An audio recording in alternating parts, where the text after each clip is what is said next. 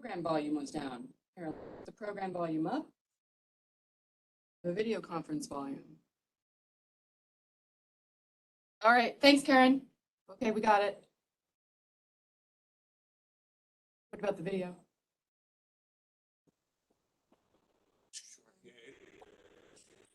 Oh, there it is. Okay, great. Yeah, we can see you, Amy and Rich. Can't hear you.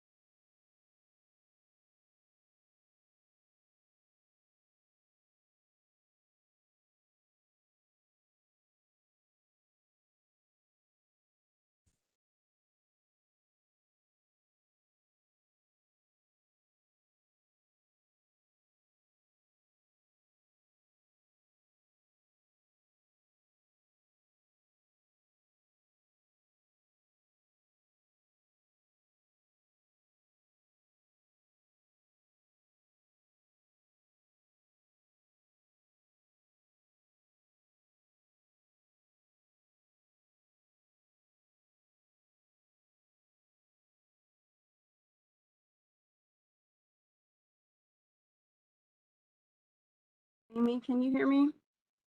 Yeah, we got you. Great, thank you. I'm going to get started here in a minute. Amy, let me know if you want to give some open remarks before I get started.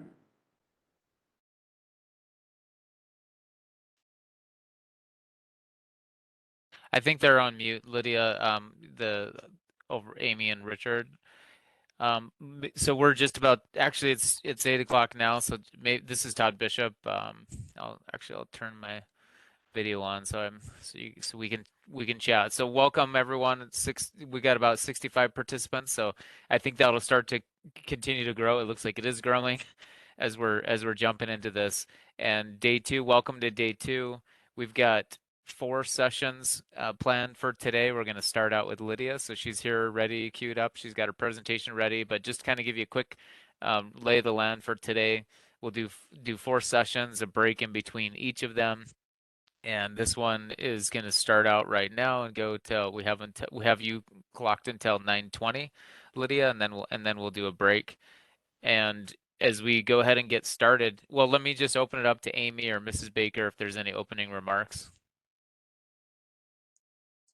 Everyone, this is Amy Holmes. Good morning, good afternoon. Thanks again for joining. Looking forward to a great day out here.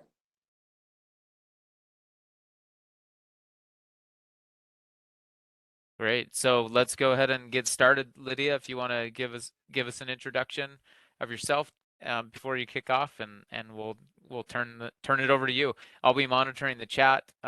Also, please, if you need to make a comment beyond the chat, feel free to do the raise hand feature, or just message me, and we'll get you plugged in to discuss your comment.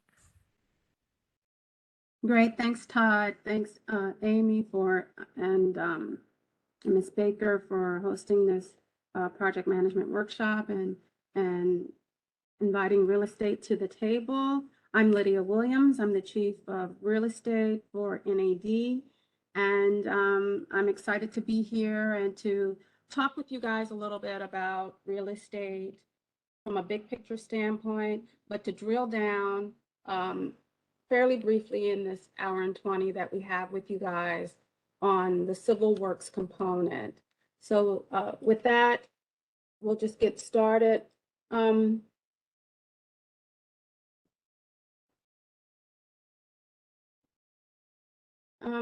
as I indicated that I'm the Chief of Real Estate, my team consists of currently 4 positions, one of which is vacant. My staff consists of actual 3 people in person. We have Carlos Gonzalez, he's Chief of Acquisition. Carla Wall, she's Chief of the Appraisal Services and Chief Appraiser for NAD. And we also have Ms. Jackie Hale, who is the Regional Program Manager for the Joint Recruiting Facilities Program. You'll hear from Carla a little later on in the presentation today as we focus in on civil works and appraisal services.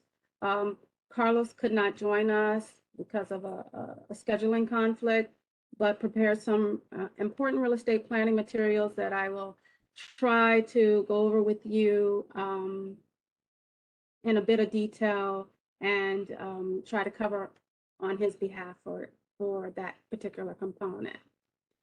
We won't touch on the Joint Forces Recruiting Program here today because, again, the focus here is going to be on the big picture for real estate and kind of segueing into the civil works area.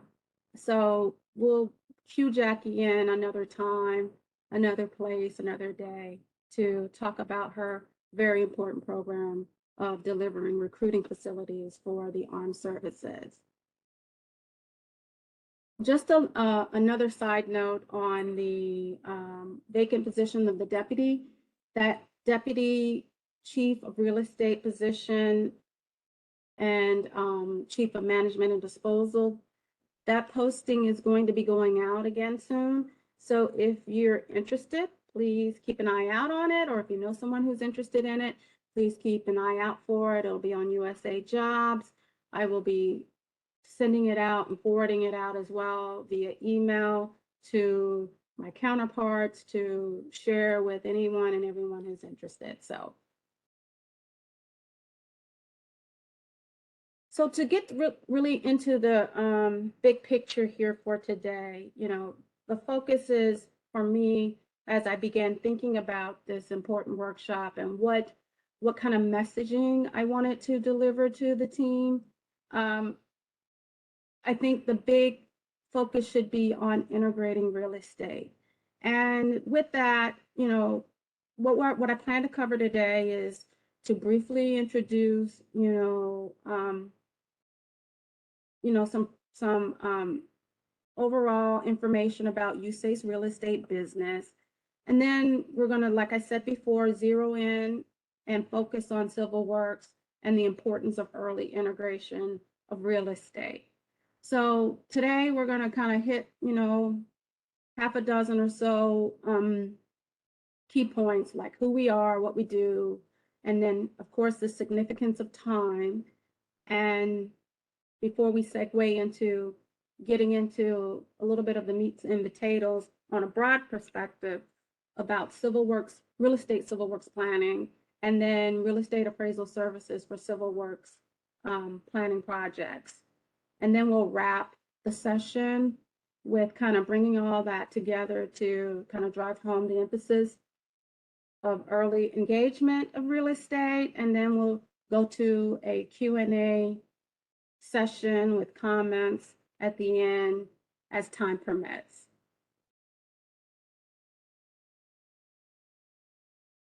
So I wanted to share with you guys here the real estate mission statement.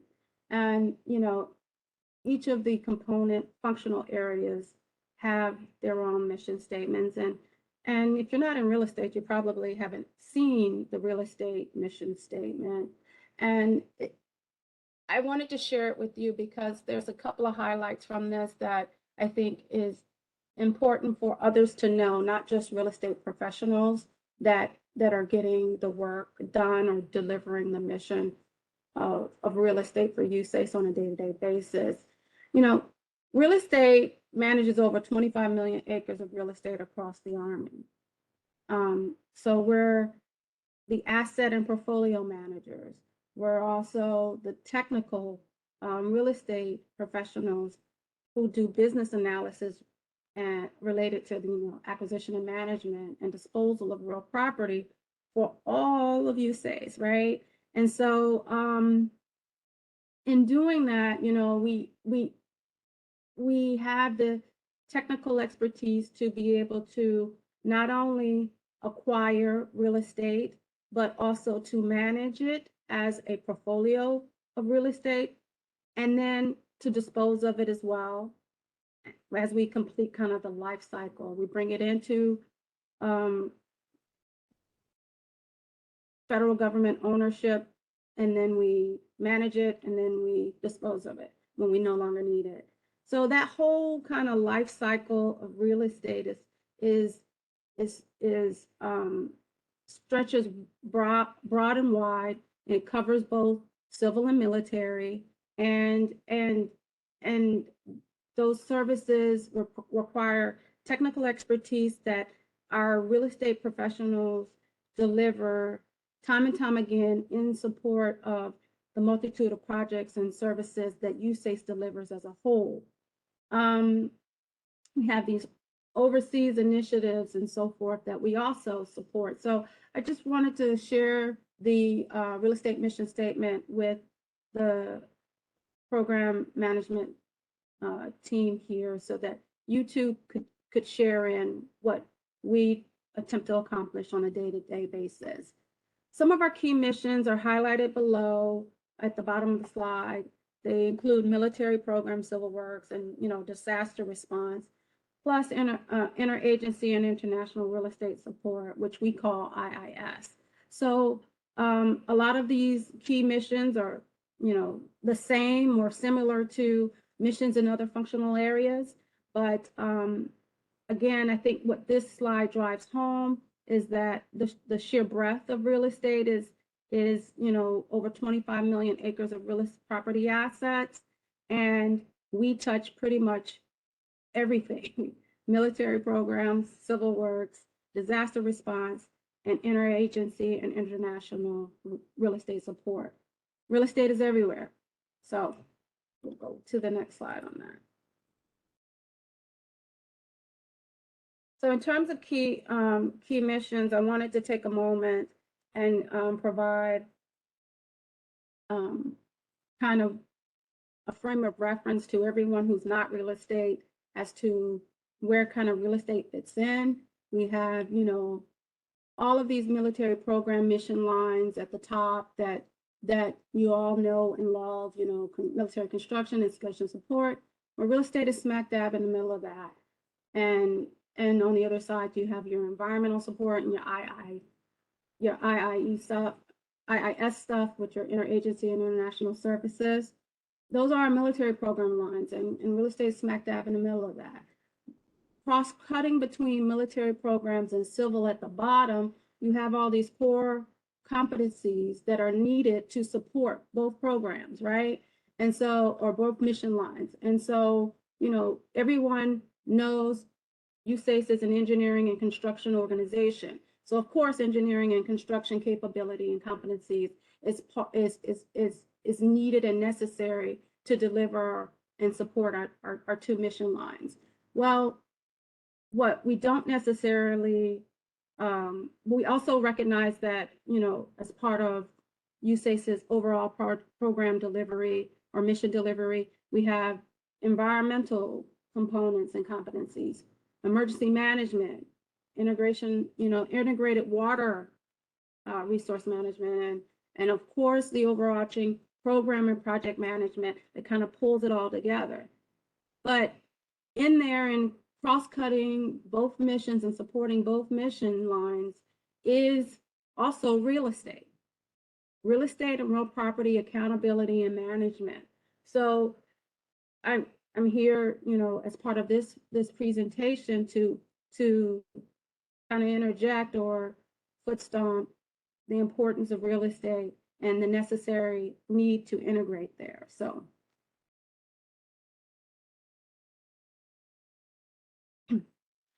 as I was indicating before, real estate's technical expertise kind of covers a broad spectrum of products and services, not only, you know, not only acquisition, you know, bringing in purchasing or acquiring real estate for the use of the federal government, but also in the management of that asset or those property once we have it, and then ultimately disposing of it when we no longer need it. But real estate for the core provides over 25 products and services. Some people might not necessarily know that when we say acquisition, bringing real estate into, you know, federal use or federal, into federal use, they may not necessarily recognize that, you know, that includes both civil and military. That includes the in-leasing that I spoke about that Jackie handles for the region, for recruiting, for our armed services facilities, armed forces recruitment facilities. It also includes any kind of rights of entry on government-owned lands. It also, and, you know, licenses and permits and facilities, and, you know, not to mention the non-federal sponsor oversight and those components associated with civil works that we'll touch upon later in this presentation.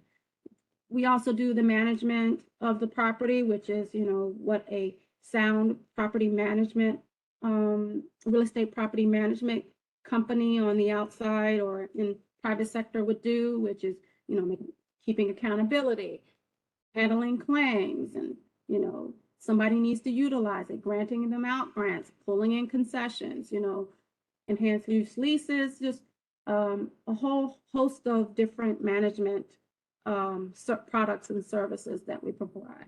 We also have a whole component to real estate that is what we kind of group as technical services, but we all know that real estate is all technical, but we have some separate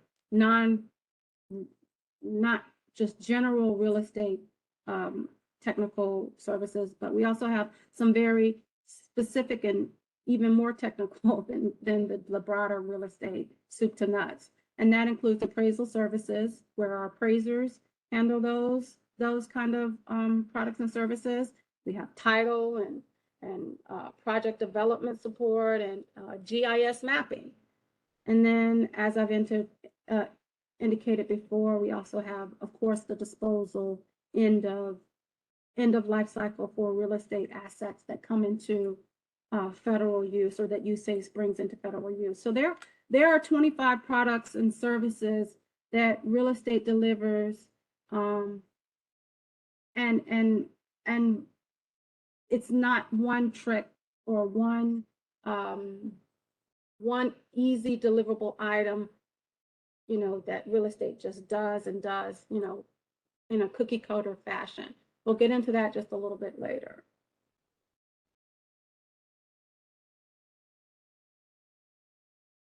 to further dive into kind of the real estate portfolio and what we do, this slide just kind of illustrates some examples of what we do, in terms of the MCOM and Eurocom, UCOM and AFRICOM support. There's those in-grants, the host nation support agreements and things like that. We have the whole civil works umbrella and portfolio management, and some examples of projects there, including Greenbrook and Deep Creek. And what we can add here, probably as a highlight here, is the DERSA and IIJA work here. There are some examples below this section that highlight the different types of items that we handle in that area, including the acquisition. We relocate folks or owners. We also do real estate plans, which is what we actually will be discussing pretty in depth here today. And then not only as part of the feasibility study and ultimately the project delivery, as part of that non-federal sponsor relationship, real estate handles the crediting for those cross-shared projects. So those are few things that I wanted to highlight on the civil works. You can take a moment. I'll provide the slide deck to the team to share, and you can look at your leisure at some of the other topics that are highlighted here, just to kind of get an overarching idea of the work that real estate does. On the right side of the slide, we're support to combative command, and very prevalent in the news right now is the support, Army support to NATO and I'm drawing a blank. Yeah, support to NATO allies in regards to the Ukraine war or conflict there, and real estate is involved in that as well. Our Europe district is actually working on leases to support Army and Air Force and others who need or require lands in the area to support NATO. So real estate covers, a vast amount of important and high important current day events, as well as our, day-to-day supporting various missions or HQUSACE in civil, military, and recruiting services. So, and kind of giving you, touching upon a broad basis of information about what real estate does in the portfolio, et cetera, I want to kind of drill down on and focus in on the significance of time. And so in terms of time, like most of our functional areas, or not like all of our functional areas of expertise, like engineering, like construction, like contracting and environmental and operations, all those functional areas require time to deliver their end of their particular product or specialization. Well, real estate too needs time, right? And here I wanted to just take a moment to emphasize the fact that there are no shortcuts or cost-saving measures to real estate if you shortcut time.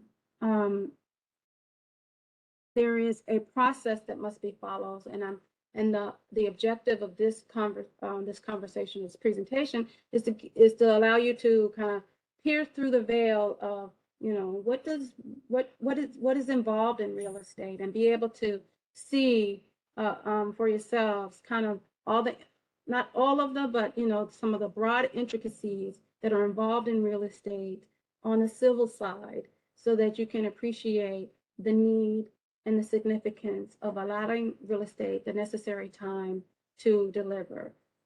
And another point here is that, late engagement of real estate, when these projects get kicked off from a civil works standpoint, there is this initial kind of brain trust exercise where folks are getting together and thinking about how to solve for the problem. And if real estate is not there, it could mean that the project for HQUSACE will be delivered late. And so, again, at this point, I would like to, emphasize that for example, when you're getting ready to engage in a civil works project, you may want to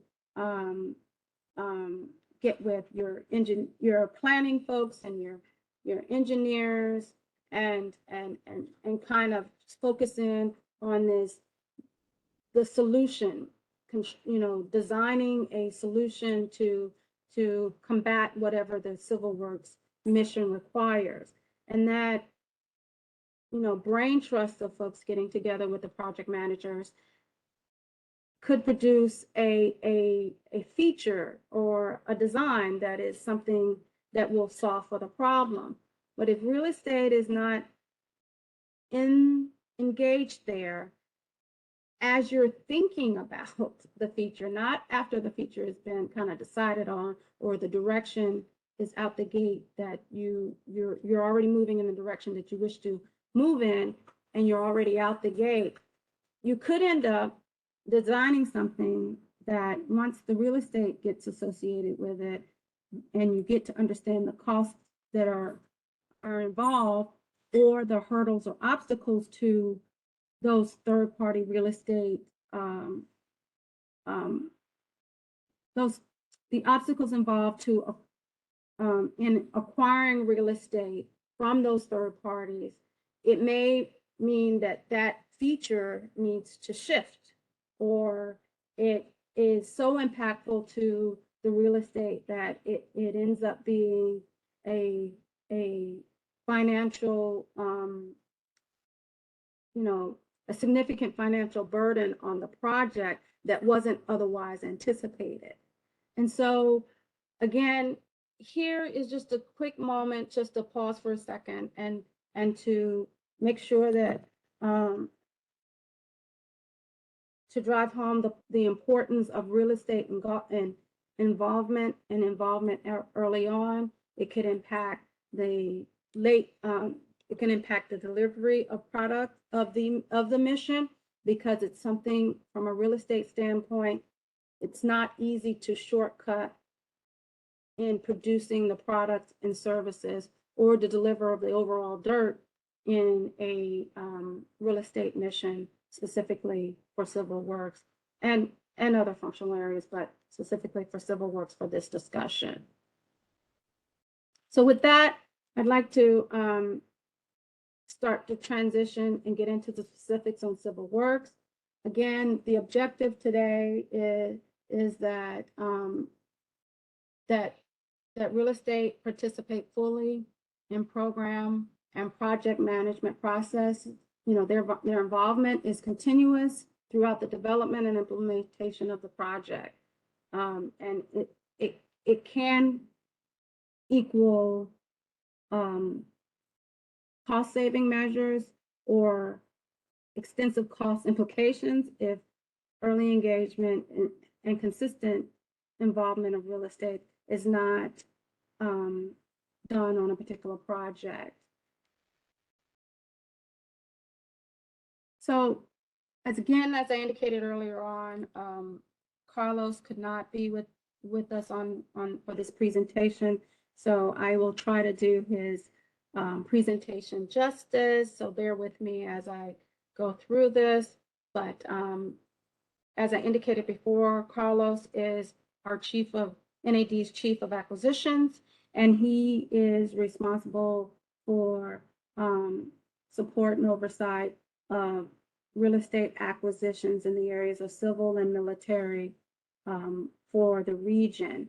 And he supports the district's execution of these various missions.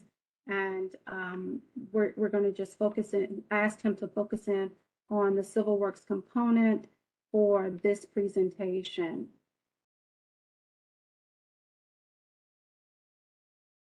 So with everything in HQUSACE, there are engineering regs that govern what we do as a community of technical and skilled experts in HQUSACE.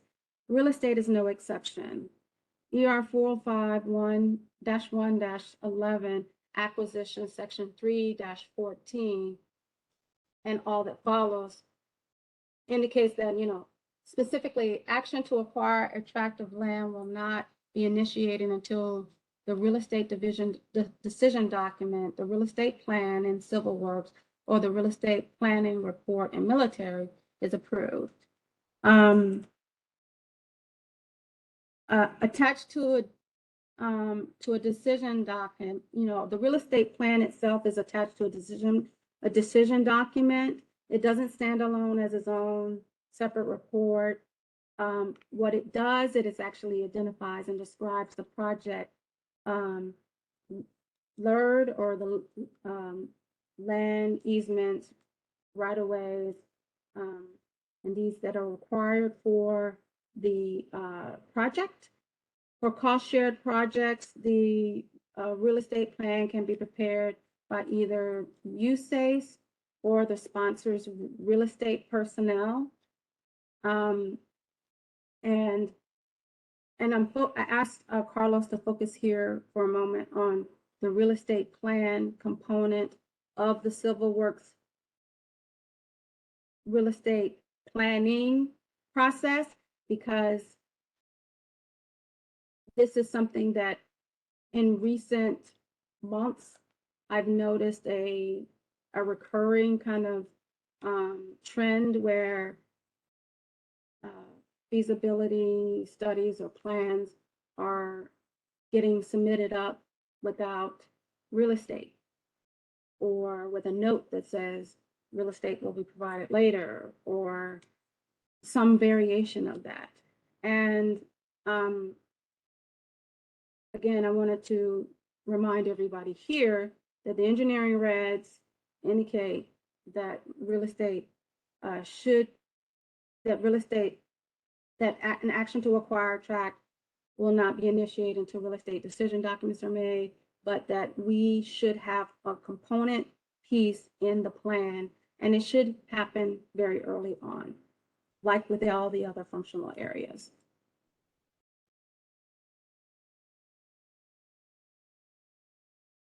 To talk a little bit more about the real estate plan, as the slide indicates, that the plan is a real estate work product. It obviously comes out of real estate, and it's not something that it's like off the shelf, like we can just pull a form deed like you would possibly in the private sector. If you were buying a house, there's a standard warranty deed to buy the house, and you fill out the party's name, you add a legal description, and everybody signs, and you're done, right? But the real estate plan is not a cookie cutter, off the shelf product. It is a work product that is created and tailored to the specific facts and circumstances of the proposed project. It is just like a engineering or a construction or even an environmental assessment and evaluation work product, in that it is created in response to the project. It's not something that just exists and we fill in some blanks and deliver it. So I just wanted to emphasize that, and I'll get into a little bit in the next slide some of the elements to the real estate plan, so that you guys can have some frame of reference. ER 405-1-12 Paragraphs 12 through 16C describe specifically the scope and content required for any real estate plan. I bring this point up because it's not that real estate is making up what needs to go in a real estate plan. It is part of the real estate, part of the engineering regs as to what is to be included in a real estate plan. And so our real estate staff and technical experts are charged with following the regulatory requirements and ensuring that real estate delivers for a project what is needed and necessary so that the overall mission can be a success. There are 20 elements to a real estate plan, and they're outlined here. I'm not going to go over all of them, but there are a few that are quite important for real estate and well, for the project, and I think they're important to highlight here for you guys so that you guys can get a little bit of better understanding. So number 2 is the LRD required for the project, and that's essentially the types of land that is required for the project. It identifies the real estate interest or the estate required, parcel, count, acreage, amount, duration, if applicable. That's to be included in the plan. Number 3 is a good one to also highlight here, which is the LRD owned by the sponsor. So in these cost shares or these civil works projects, there are oftentimes that there are lands that are owned by the sponsor or non-federal sponsor, and we try to make sure that the ownership interest is sufficient for the project. We also take time to discuss and engage with the non-federal sponsor or the sponsor to understand their internal processes and to make sure that their land will be available should we wish to go in that direction to suit the mission of the project. And that communication and engagement is important because we want to understand what a interested party to the overall success of delivering a mission can facilitate, and the timing so that it can be incorporated into the real estate plan. A quick point on this point is that real estate does not create the land that is the source of a project. There isn't, typically there isn't deeds where the federal government already owns the land for these particular projects. Not typical. Not typically. Typically, we have to either engage with a sponsor, maybe non-federal, maybe federal, to provide the lands, and then if it's not a federal or a non-federal sponsor, it could very well be that the land is coming from private ownership interests. And to keep all of that in mind, or put it in perspective, at the end of the day, real estate can't just say to a project, as you all well know, you need 100 miles of shoreline, and you come to real estate and we say, no problem, here you go, because we don't have it, we don't own it typically, and if we don't have it and we don't own it, then we have to get it, and it's part of a quote unquote acquisition phase. And that acquisition phase is significant in real estate because that means that there's some third party out there that has rights to what we need, and we have to get it from them. And so that whole get it from them takes time. And we as real estate professionals are tasked with understanding how to get it from them, what that process looks like, what kind of time estimates are associated with it, and ultimately the cost.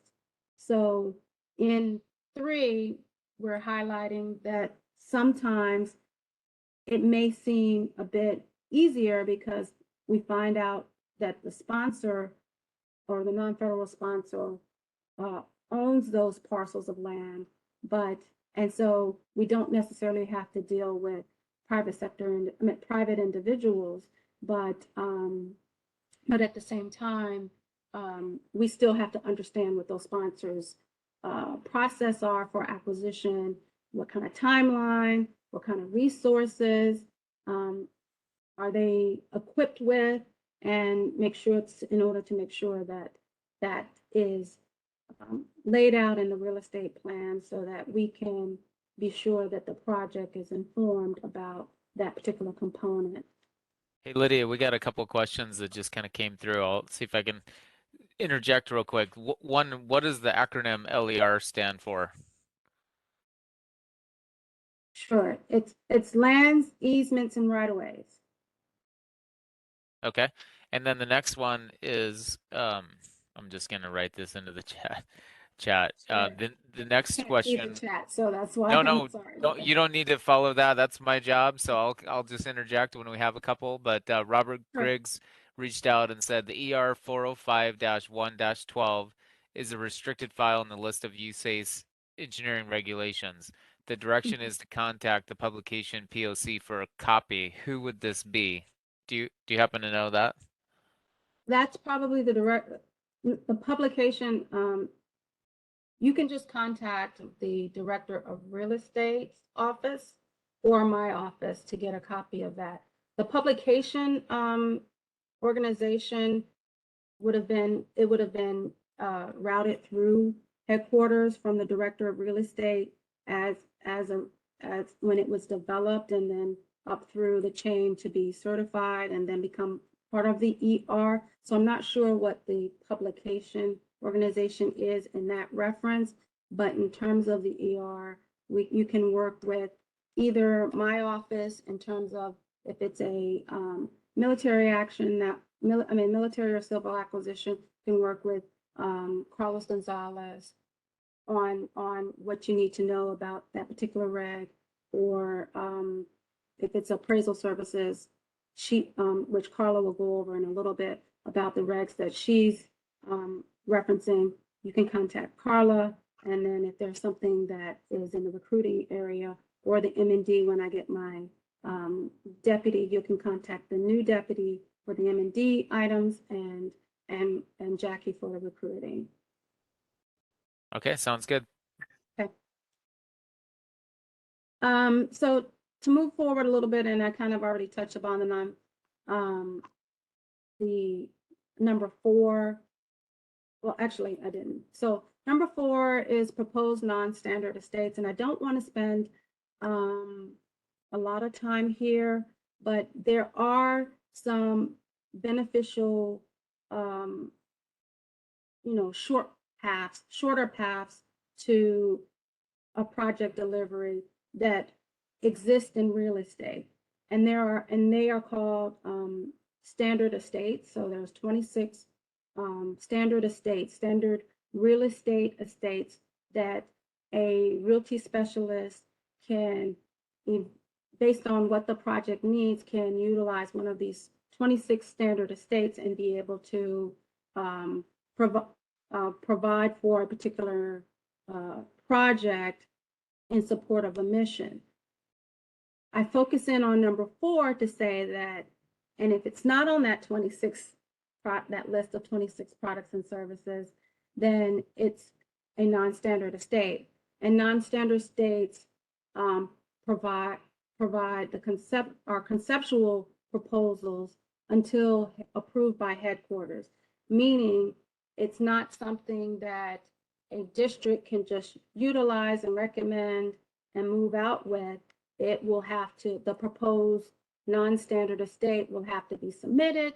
It'll have to come through my office, go up the vertical chain to headquarters, have legal and real estate technical review, and ultimately, until it is approved, it is merely a conceptual proposal, and it takes time to handle. So I just wanted to emphasize that as one of the important points to early engagement of real estate, because if a project can support not going with something non-standard, then that would be best.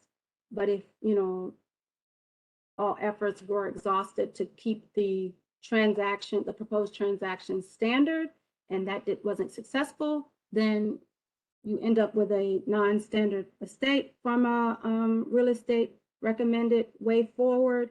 Just know that that will require time to go up the vertical chain and ultimately obtain approval of headquarters from a real estate standpoint. I'm going to jump to 7. Number 7 is, you know, the lands, easements, or right-of-ways lying between the mean high water mark. Those are very specific to civil works and our coastal restoration projects, and storm prevention or storm mitigating services that we're looking to provide.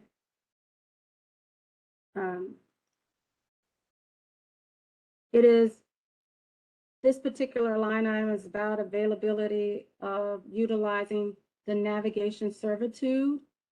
If available, this may need district office of counsel and vertical alignment on it to use, especially if private rights extend into the servitude. And when I say private rights and so forth, just to put stomp one particular item that people may not, you know, understand why, but as the federal government is part of the Constitution, there is a taking clause that we can't take property. We, the federal government, will not take property from citizens of the U.S. without just compensation. And so that's part of the Constitution. So with that, whenever we have a private sector that is involved in the navigable, you know, whose property rights extend into the proposed navigation servitude area, then that means that there's this additional process that we may touch upon about how to obtain those rights from that private sector party.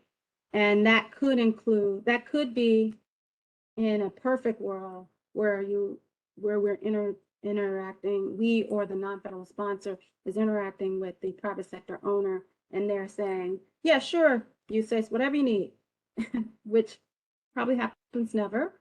And to the other end of the spectrum, where they're adamantly against their property being utilized or being provided to them, even with what is considered to be just compensation. So what we end up having to do from a real estate standpoint is to condemn that property in order to get it. And that condemnation process is accomplished through due process, which just means, it's a fancy way of saying courts and litigation. So with that, I'll just jump over to point 8. Real estate maps should be GIS based and depict all the lands, easements, and right-of-ways required. Each estate, non-standard estate, the servitude areas, significant utility facilities, you know, all those little intricate parts about the project, so that you can see it depicted in a way so that others can know specifically, as it touches and concerns each parcel of land associated with a project, what is needed, where is it located, what interest is needed, why is it significant, whether it's a utility or for a facility or what have you. So it's important that mapping is part of that. We won't go into a lot of detail on mapping here. We're going to kind of focus in on the big real estate, overarching real estate plan here. And, but just know that there are those component pieces as well. Number 9, induced flooding. We also look at the impact of our project on flooding, and whether or not it would induce flooding and would lead to look for flowage easements needed and may need to do some kind of takings analysis prepared by the District Office of Counsel with its conclusion summarized in the real estate plan. Hydrology or water analysis must be completed to show the extent of induced flooding and the depth and the duration and the frequency. You know, all of those kind of things are part of what real estate will provide, you know, and work with the project delivery team to get the technical understanding of you know, the hydrology impact to deliver that or to denote that in the real estate plan. 10 is the baseline cost estimate for real estate. I'm not going to go into a lot of detail here on that because I've got Carla coming behind me to talk in detail about cost and, you know, the appraisal functions and so forth. And then the last few here that I would like to highlight is 13. But I've already talked about that just a little bit, where the non-federal sponsor capabilities are analyzed, whether or not they need legal or professional or they have capacity from a professional standpoint to acquire the real estate. All of that needs to be assessed. There's questionnaire that real estate realty specialists at the core fill out as they, you know, collaborate and communicate with the non-federal sponsor, and that information gets incorporated in the real estate plan to ensure the success of the overall project. 15, the real estate schedule must be in an approximate logical time frame and integrated with the overall project schedule. As the acquiring agency, the non-federal sponsor must support the acquisition schedule or concur in the assessment questionnaire. I'm gonna do a little presentation on the schedule here in a moment, but again, the importance of real estate and the details required to not only identify the properties that are to be included in the project, recommend the types of interest or estates that would be necessary to support, whether they're standard or non-standard, and then also estimate a schedule for the overall acquisition in collaboration and coordination with non-federal sponsors. 16, the last one I'm going to mention, the last two here, 16 and 19. 16, relocations. I just want to say that relocations here are major responsibilities of the non-federal sponsors, but in the real estate plan, the realty specialist must summarize the impact of the project and whether relocations may be needed as a primary opinion of compensability from District Office of Counsel, with its conclusion summarized in the real estate plan. So there's a lot of collaboration and legal opinions sought in connection with dealing with relocations from the District Office of Counsel. 19 is risk notifications. So in the real estate plan, it's important that that the realty specialist looks to identify the risks associated with the real estate. There may be instances where a non-federal sponsor chooses to acquire land it anticipates will be required for the project prior to execution of the PPA or prior to the government's formal notice to proceed with acquisition after the PPA. And the real estate plan must confirm a risk notification letter on advance acquisition has been provided to the non-federal sponsor, and Chapter 12 provides a list of potential risks for the non-federal sponsor that the non-federal sponsor faces. So that's 19. Oops, sorry. Okay. So with that, I'll go to my last slide before I start to turn things over to Carla. And this is just an kind of an example of the real estate planning schedule, as I mentioned earlier on. So in terms of a real estate plan, as in the kind of the theme through here, there needs to be and there should be a comprehensive and fully coordinated involvement of real estate with the sponsor and the PDT as soon as the project is assigned or comes down.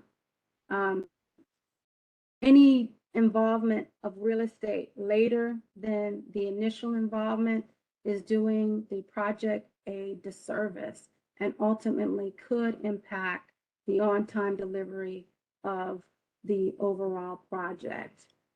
So with that,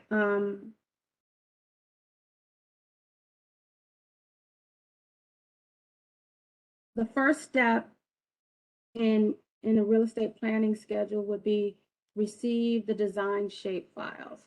And I pause here for a second to say that real estate's clock from the delivery of a real estate plan starts when the shape files are delivered. Real estate should be involved prior to that, and like I said before, engage with the discussions on, you know, what are some of the ideas of the overall PDT in providing a solution to the project, and you know, where does it sit and how does that impact real estate? That is all part of that kind of that you know, advisement and brainstorming session that is done as soon as the project hits, and real estate should be part of that. But this section, in terms of the shape file, that's when real estate's actual clock for the real estate plan begins. Because prior to that, real estate can't write a plan when we don't know what features are going to be and where exactly they're going to be. If you can imagine a neighborhood and with a waterway abutting the rear of it, is the feature going to be toward the north end or the south end? And if it's toward the north end, it'll impact, you know, parcels A, B, and C. But if it's toward the south end because of flowage or what have you, then it'll affect parcels C, D, and E, and the real estate plan would change significantly based on the impact. So it's important that everyone understands that real estate can't do its portion of the lift until the design shape files are delivered. And that means pencil down. So we know that design can keep getting evaluated and tweaked and revised and so forth, but at the same time, real estate can't be expected to hit a moving target. You either are going to drop your proposed design on these particular real estate parcels, or they're going to be over here and on these real estate parcels, or not impacting these real estate parcels at all. And if we don't have the actual design and shape files, then we are not able to correctly develop a real estate plan that meets those specific design guidelines.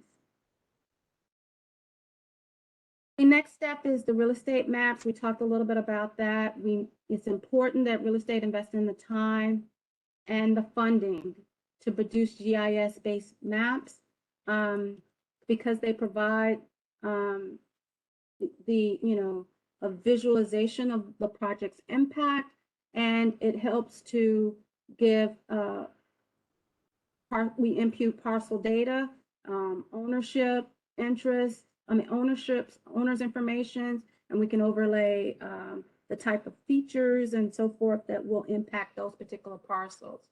That information is important, the parcel data and where what the project design is going to do on that particular property are important to the appraisers because they're going to talk about the value.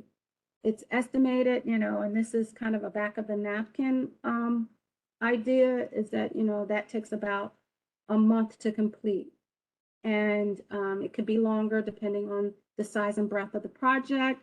If it's, some of the, like the South Shore of Staten Island project, there are thousands of parcels. So it wouldn't take just a month to prepare those maps, but just to give you guys some kind of frame of reference. And just note at the bottom, time frames are approximations.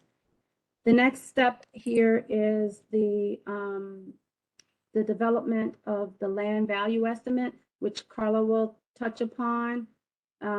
Just general estimates, about 2 to 4 months. Again, completely contingent upon the type project, the scope of the project, the impact of the project in terms of the breadth, how many parcels of land are impacted by the project.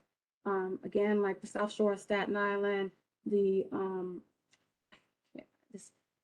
and some of these other major studies that cover, I can't think of the name of the project, but the project that has 8,000 parcels, 8,000 plus parcels, that would not be something where a real appraiser could provide land value estimates in 2 to 4 months. It could take significantly longer, twice as long to cover all of those parcels.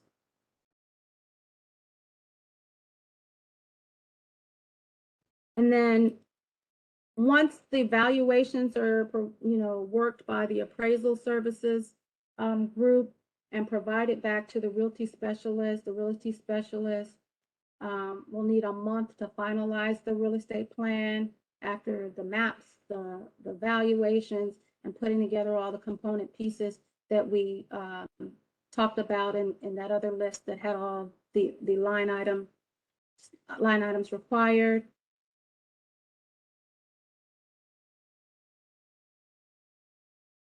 But just to be clear, the real estate plan itself is not something that is developed in 1 month.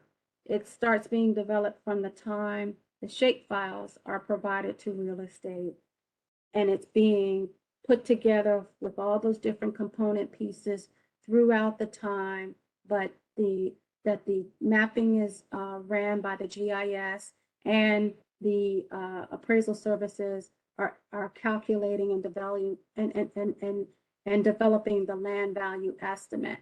So it's something that is developed through that entire timeline and produced at the end. The last point here is that the real estate plan gets submitted once all of those component pieces are put together, reviewed. Again, timeframes are approximations here. This was just to illustrate kind of how real estate has to rely.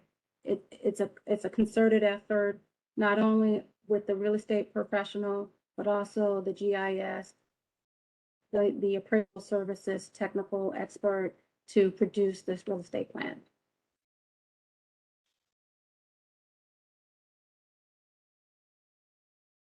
Real estate plan is responsible for identifying the project's land requirements and acquisition, cost, and schedule. So just to summarize and bring everything back in terms of a big picture, that's what the real estate plan responsibility is. Those lands that are needed or necessary for the project, that form the acquisition of those lands or the acquiring of those lands for the project are typically performed by a sponsor.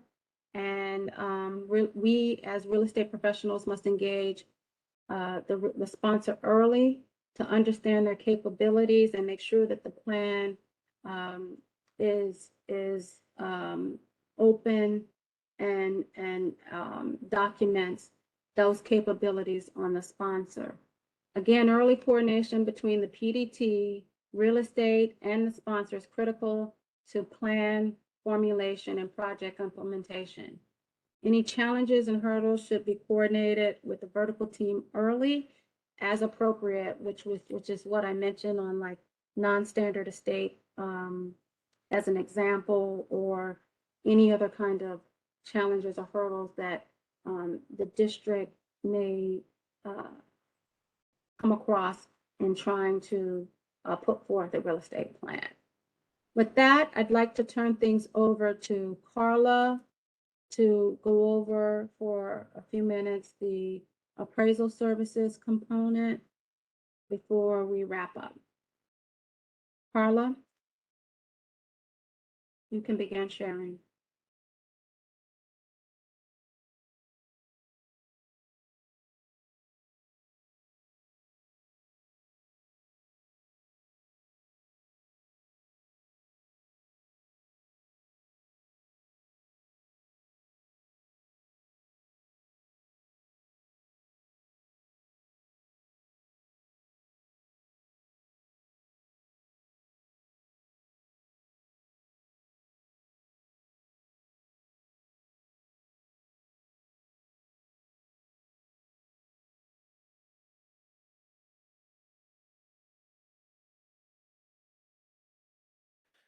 Hey Lydia, as we're transitioning to Carla, there was one question that came out from Athena, and so hopefully we can get your response real quick before we lose you. What is the Yeah, here's the question from Athena. So what is the estimated overall real estate plan development or the range of time for the activities? A great question. It depends. Obviously, we just use that illustration from a schedule standpoint that, we were looking at a month for the GIS, 2 to 4 months for the value assessment, and then another month. So that was just a 6-month illustration. But the key here is that it truly depends on the project.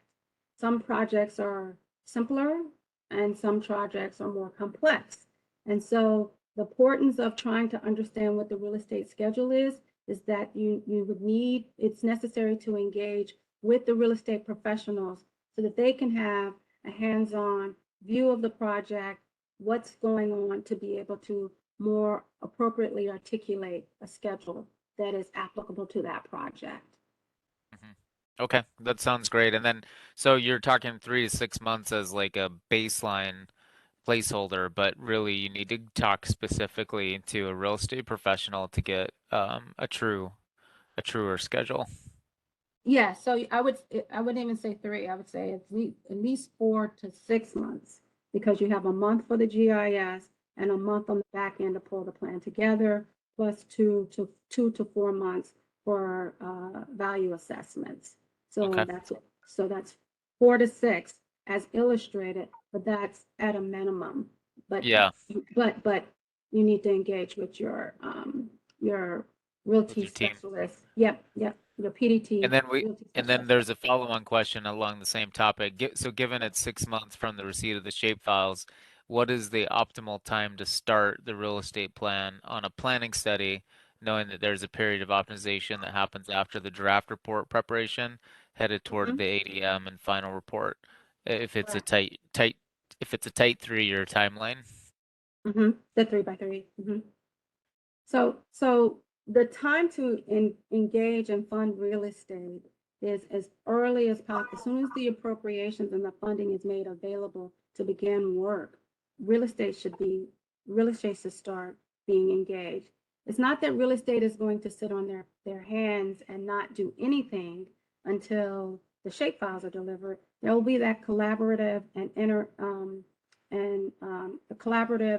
coordinated discussions with the PDT so that the person is developing an understanding of what the project will be, where it's going to be, what are the alternatives, where are the alternate locations, so that when it comes down time to deliver the shapefiles, that we can actually lay it all out.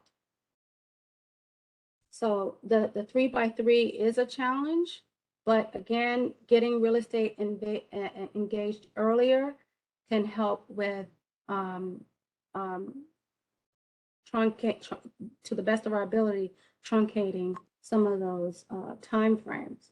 But again, it could be something that you can't get around because of the sheer breadth of the real estate services needed. Over. Okay, thank you. And it looks like Carla, looks like your slide deck's ready to go. So yeah, go ahead. Great. Can you hear me, Tom? Yep, we can hear you. Okay. Hold on.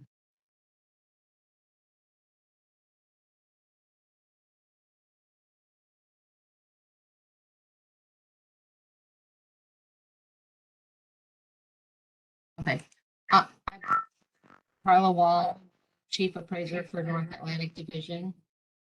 I'm going to sort of build on Lydia just presented for civil project. I'm getting a lot of feedback. How can I fix?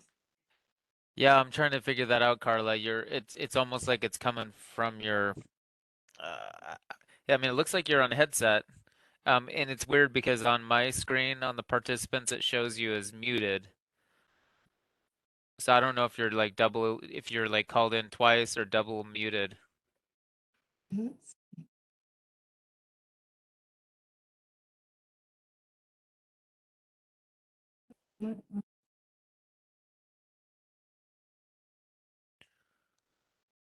Can you hear me now? Yep. Yeah, and it looks like you took yourself off mute, so hopefully that'll fix it. Okay. And you can still see my slide. Mhm. Okay. Sorry. So I'm Carla Wall. I'm the Chief Appraiser for North Atlantic Division, as Lydia mentioned, part of the real estate team. And I'm just going to build off of what was just presented, the slides that Carlos put together regarding this real estate plan. Again, focusing on valuation for civil planning projects. And I'll go really quick because I know we wanted to have some time for questions. This is a brief outline of just the importance of appraisal. By regulation, it is required for any and everything that the real estate team would provide a transaction for. It needs to be supported if there's any consideration by an appraisal. And the same goes for planning projects. It's an essential part of what's involved in total project costs because you need real estate to build the project. And as Lydia mentioned, understanding what the real estate costs are because it is the responsibility typically of a non-federal sponsor to acquire. It's very informative to the sponsor, so they understand what they're signing up for should the project get approved and move forward. I want to talk specifically about this policy guidance letter 31, PGL 31, which was updated in 2019. And I really, more and more the large scale mega studies that are on a lot of people's plates within the region. I've been working with the appraisal team on how we've had to shift. How we shift and keep up with how we can properly evaluate these large scale studies where thousands and thousands of properties might be involved or miles and miles of structural features. We know and understand that it's challenging. The scale of the projects is huge. It's across multiple counties or statewide almost. There are limited details typically at this level of design. And as someone was asking about in 3x3x3, there is a short time frame. The level of design doesn't dictate whether there's a requirement for some type of real estate valuation. If the realty specialist has determined that there are real estate interests that need to be acquired, there must be an estimate of value for those lands, easements, and rights of way. A real estate appraiser is the only one who can prepare a land value estimate at this time. And we need to be involved in the earlier PDT meetings so that we also can understand the scale and scope of the proposed plan, so we can prepare the scope of what we need to do the valuation. Again, the big message from real estate here is early real estate coordination. The PGL 31 essentially allows for 3 kinds of reports. I'm pretty sure most folks in planning and PPMD are familiar with the 3 types. In that memo, the 3 reports, a cost estimate is the kind of report you would prepare where the expected value of the LRD is less than 15% of total project implementation costs. A brief gross appraisal is the type of report the appraiser would write if the LRD is expected LRD is less than 30% of the project implementation costs, and a gross appraisal is if the LRD is going to be greater than 30% of total project implementation costs, or if we're already in a feasibility level stage of the planning process.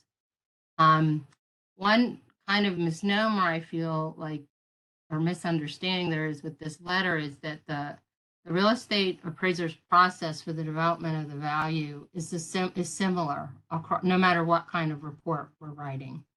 I think PGL just sort of allows for, with those cost thresholds or value thresholds, we can write a more abbreviated report versus a more detailed report.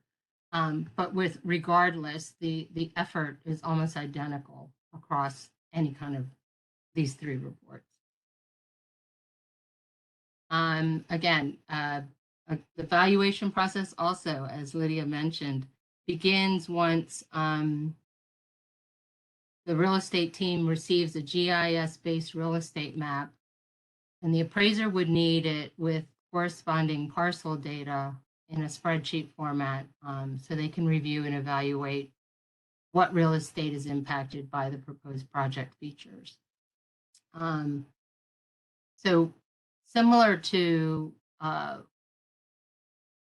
the other phases, and understanding, like, as the planning process goes, it's iterative, and knowing that engineering is working through, typically you start out with, a number of alternatives, all working toward a tentatively selected plan.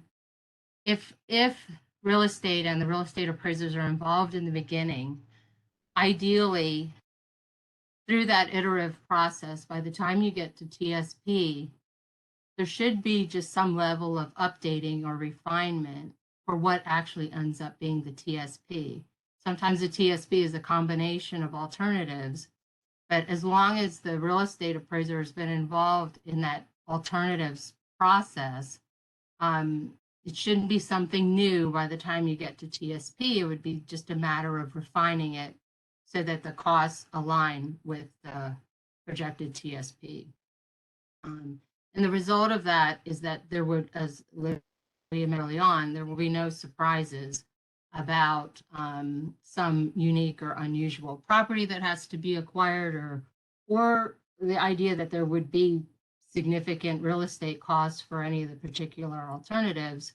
Ideally, if that kind of influence and input was happening all along, it would feed the decision making toward the TSP, hopefully. So these are just some steps I tried to outline of what's involved in the valuation. You know, the appraiser's got to review and identify through the mapping and the list of parcels, what kind of properties are impacted by the project, whether they're land-based or, and I'll speak in a few minutes about perhaps non-structural features, but they really need to understand the real estate. And once they can do that, then they move on and do research of the local real estate markets, try to understand zoning regulations, and then have to do research of comparable sales or transactions of similar properties. That's where the valuation piece starts. If possible at all, it's great for the appraiser to be able to go to a site visit. I don't know that always, you know, we always have the luxury of that with the schedule. But it's also very helpful if early on the PDT is just going out and walking areas that perhaps they know are going to be involved in the project. Ask the appraiser to come along. They can garner a wealth of information by being included in that site visit, or if they do the site visit themselves. Moving on after that, so you know they understand what the properties are, they understand the real estate markets, they've done some research of comparable transactions to understand value by the various property types. Then they'll do an analysis of those property types and analyze and develop a market unit value estimate for the type of estate that's being acquired. Typically on our projects, we don't acquire things in fee. Sometimes we do, but it's usually a partial acquisition of some type of easement, be it permanent or temporary. And that's that estate identification that's necessary at the beginning by the realty specialist that becomes part of what the appraiser looks at. So once they come up with these market unit rates, they can apply those to the list of impacted properties. And we can organize, if that information is in a spreadsheet format, it can be organized in such a way so that there's an understanding as maybe the PDT needs to see it, either grouped by alternatives or grouped by location, or even grouped by project feature, perhaps. But we would take that market unit rate and then apply it to the easement areas that were developed also as part of that GIS spreadsheet. Incremental cost is something that the appraisers, I think this used to be dubbed a contingency. For appraisers, it's now specifically called incremental costs, and it's a factor that's applied if there are risks associated with the real estate that's involved. And there could be an application of incremental costs due to lack of information, perhaps on a particular property. The appraiser has to explain it. It's not just supposed to be an add-on number in their analysis. There should be a narrative to go with it so that the team also understands why perhaps those incremental costs were applied. And then, again, we summarize the land values typically by property type and estate being acquired, but that can be further refined if it's in a spreadsheet format, to keep it to locales. If perhaps you have multiple non-federal sponsors from different jurisdictions, and that information can be provided to the, what's relevant to that non-federal sponsor. And that's all part of how that section of the real estate plan where the realty specialist is interviewing the non-federal sponsor about their capability to acquire. The real estate plan will identify in broad terms what they are going to be signing up to acquire.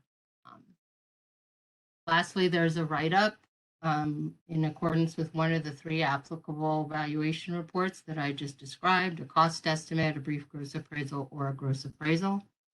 Cost estimates are not typically reviewed. They're not considered official appraisals. However, gross appraisals are, and review of those will take place in accordance with real estate appraiser delegations. Every appraiser in the Corps has a delegated authority, so which allows them to review certain valuations, including cost estimates up to certain limits. Hey Carla, this is Todd. Just doing a quick time check. We're just Okay. right at 9:20, so we were gonna take a break, but we'll go ahead and keep going with you for a few minutes. Just wanted to give Okay. you that time check. If anyone needs to take a break, they can go ahead and do so, but we'll just keep rolling, and hopefully give you at least 5 minutes to kind of wrap up and still have some questions and answers for you and Lydia. Yep, I'll just got a couple of slides left. So just to give an idea, when you see the schedule that Lydia posted and it says 2 to 4 months for the valuation aspect of developing the real estate plan, this is why. And inevitably, if they're unique and unusual kinds of properties that are involved, it could take. That is why we try to have that longer time frame so that we can do proper analysis. Important notes, just based on some experience with some of the real estate plans that we've seen come across at NAD. The LRD value is not ever to be based on tax assessed values or even a percentage of construction costs. It needs to be based on market value, which is which is developed by research of comparable transactions. And again, just to repeat, currently only a real estate appraiser can do these kinds of value estimates. Very quickly on non-structural, in real estate, we have a lot of these in our region anyway. With the CSRMs, there are a lot of these projects with a huge component of non-structural features. At this time, there is no standard policy for how to address whether or not there is a real estate interest that needs to be acquired for the floodproofing measures.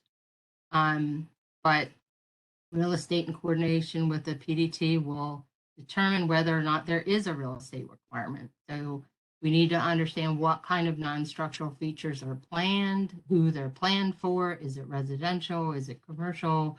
Is it for public, to protect public infrastructure facilities? And if so determined, real estate will identify what real estate interest that is. At this time, the districts are being asked to draft preliminary estate language for purposes of evaluation, and to develop a and then and only then will there be an appraisal or evaluation of that estate if there is a real estate interest determined or identified. Then that'll be the basis of what the real estate appraiser does with regards to non-structural features. And that's it. That's it for my slides. Any questions? Can't see the chat, so.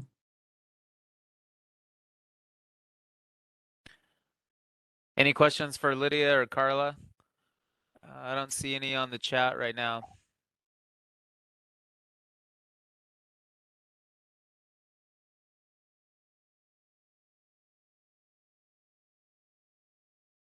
I just wanted to wrap up and close out, just to reemphasize, thanks Carla for your presentation, that at the end of the day, the whole point of this presentation was to pull back the veil over what is involved in the Civil Works real estate plan, and give you guys just kind of a broad overview of what it takes to deliver on that.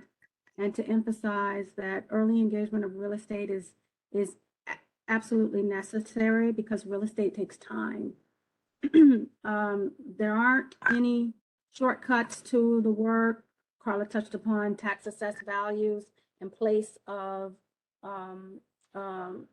value determinations. That's not a proper way forward to shortcut the real estate valuation determination. and some of the other steps. You must engage real estate and engage the real estate professionals early and afford them the time to be able to deliver.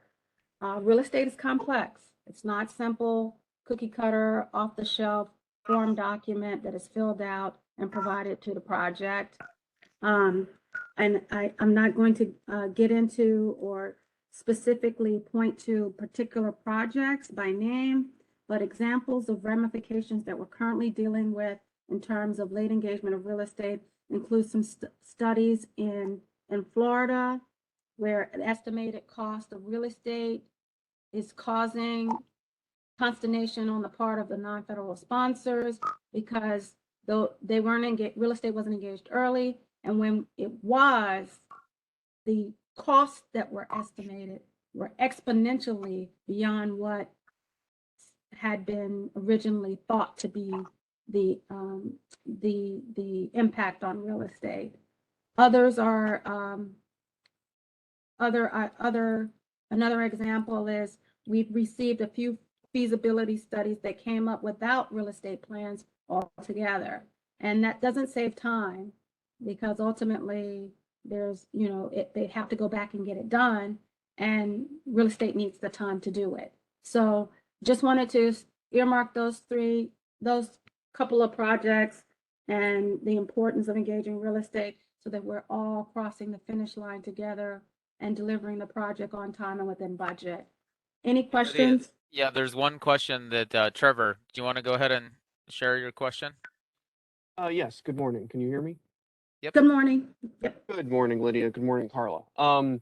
So I'm in the Baltimore district, and so I guess my first takeaway for everybody is a lot of times we're supposed to have our real estate specialists involved in all PDT meetings, but it sounds like we also need to make sure our appraisers are there. A lot of times it seems like real estate just wants to have the real estate specialist there, but we need to basically demand that our appraisers be there too. So that was kind of my first takeaway. Number two, this is getting to my question. On some of the studies I've managed, we've had real estate involved from day one, and I'm not throwing stones at real estate. I think they're in a very tough spot on these studies, as is everybody. They're horrible pressure cookers. But it didn't quite pay off like I had hoped, like we're kind of discussing here. And I think that's because, well, A, 3x3 creates that pressure cooker where you have to have perfect real estate costs by TSP, which is very hard. But also, the real estate policy does not allow for any kind of risk-informed decision-making by our real estate professionals and our appraisers. So is there any intent or plan at the headquarters and MSC level to maybe give some of that latitude to our appraisers in these feasibility studies? Because we all know we're not going to be procuring this property for 5-6 years.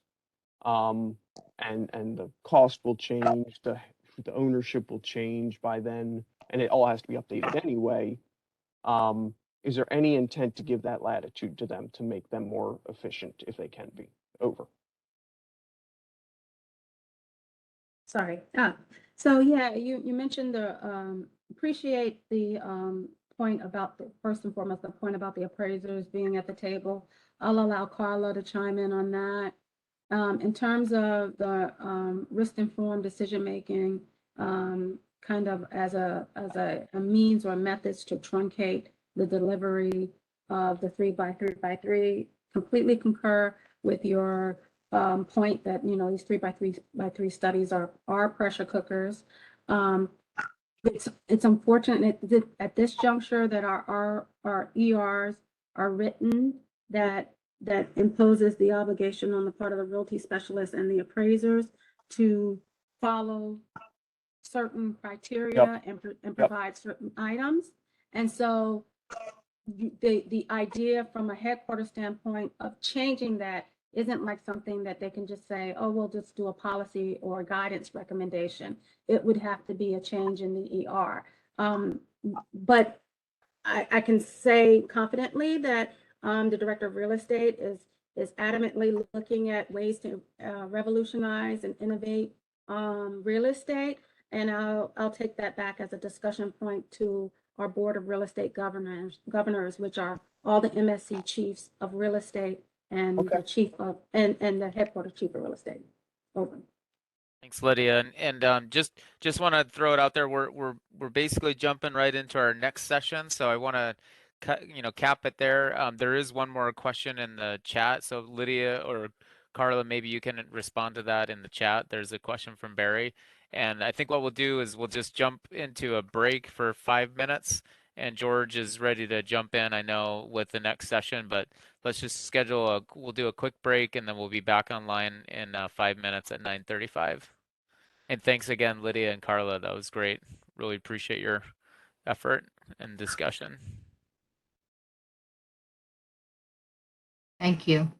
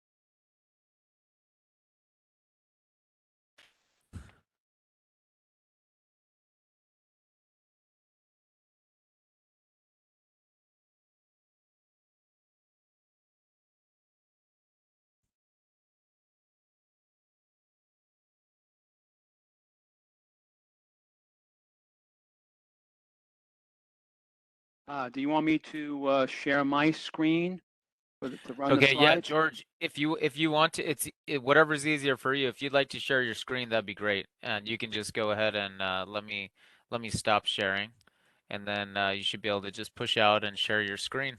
Okay, let me know if you could see it well enough, because I know I was having a little bit of trouble this morning trying to make it work. So let me see if okay.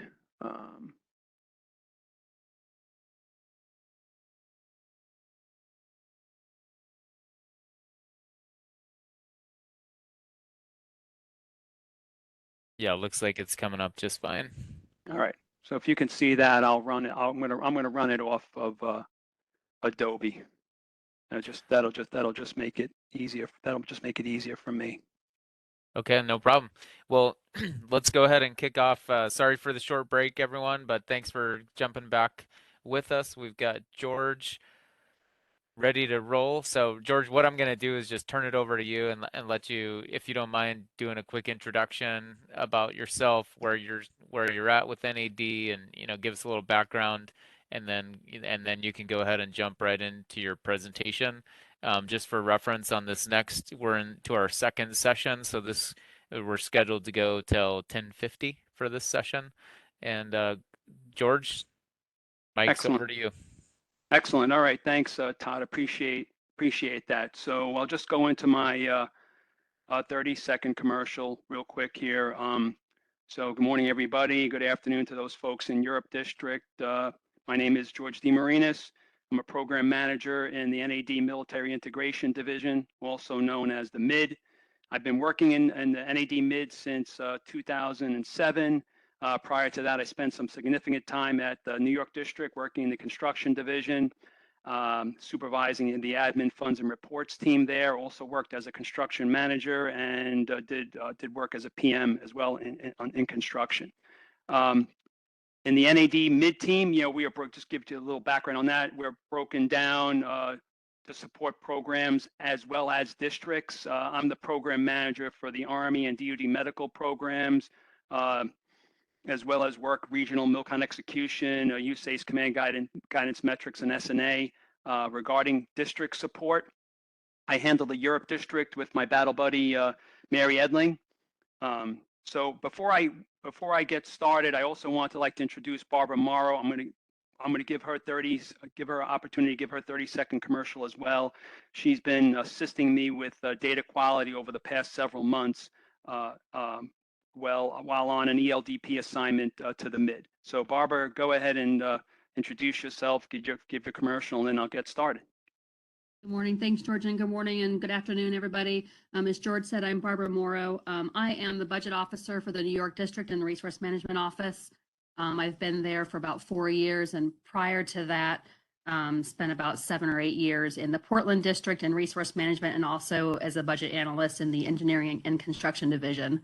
I'm at the tail end of my developmental assignment with George and the rest of the MID team. As the ELDP associate for the New York District. And as George said, I've been working on with the data quality metrics for the last few months. So thank you. Awesome. Okay, thanks, Barbara. So, today we're going to be discussing MILCON SRM, data quality, and minimum data requirements. I just want to say up front that the military PMs out there and our district PM support teams have done an outstanding job since November, December of this year to help improve data quality. And you're going to see in a slide later on in the presentation that we've improved over 17 points in this 5-month time frame in data quality. So it's outstanding, and it's thanks to the districts and for all your efforts. So go on to the next slide here. This is the agenda we're going to be covering for this session. We'll talk a little bit about history, data quality, its importance, policy guidance and metrics, assessing your data, some of the current metrics that we have, data quality tips. We'll go through some bookmarks and then have some questions. But if you have any questions, I know that Barbara's helping me to monitor the chat. So Barbara, if you get any questions in chat, or Todd, any questions, let me know. I really can't see the chat, with the screens that I have up now on Yeah, computer that's no here. problem. I'll be monitoring the chat, and I'll kind of tag your interject if there's anything that pops up. Awesome. Okay, great. Thank you. So let's move on. Going on to the next slide, history of data governance. Okay, so basically, military programs business intelligence, also known as the MPBI, is the entity behind a lot of the data innovation that we have seen in military programs over the past several years. Much of this innovation has been created using ClickSense, which is a web-based business intelligence data integration software.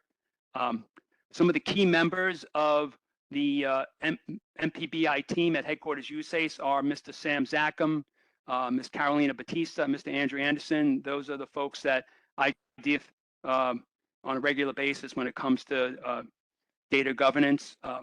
For those out there, for NAD, your data governance team members are myself and Nahal Bishop, and there'll be a slide later on where we'll talk a little bit about that.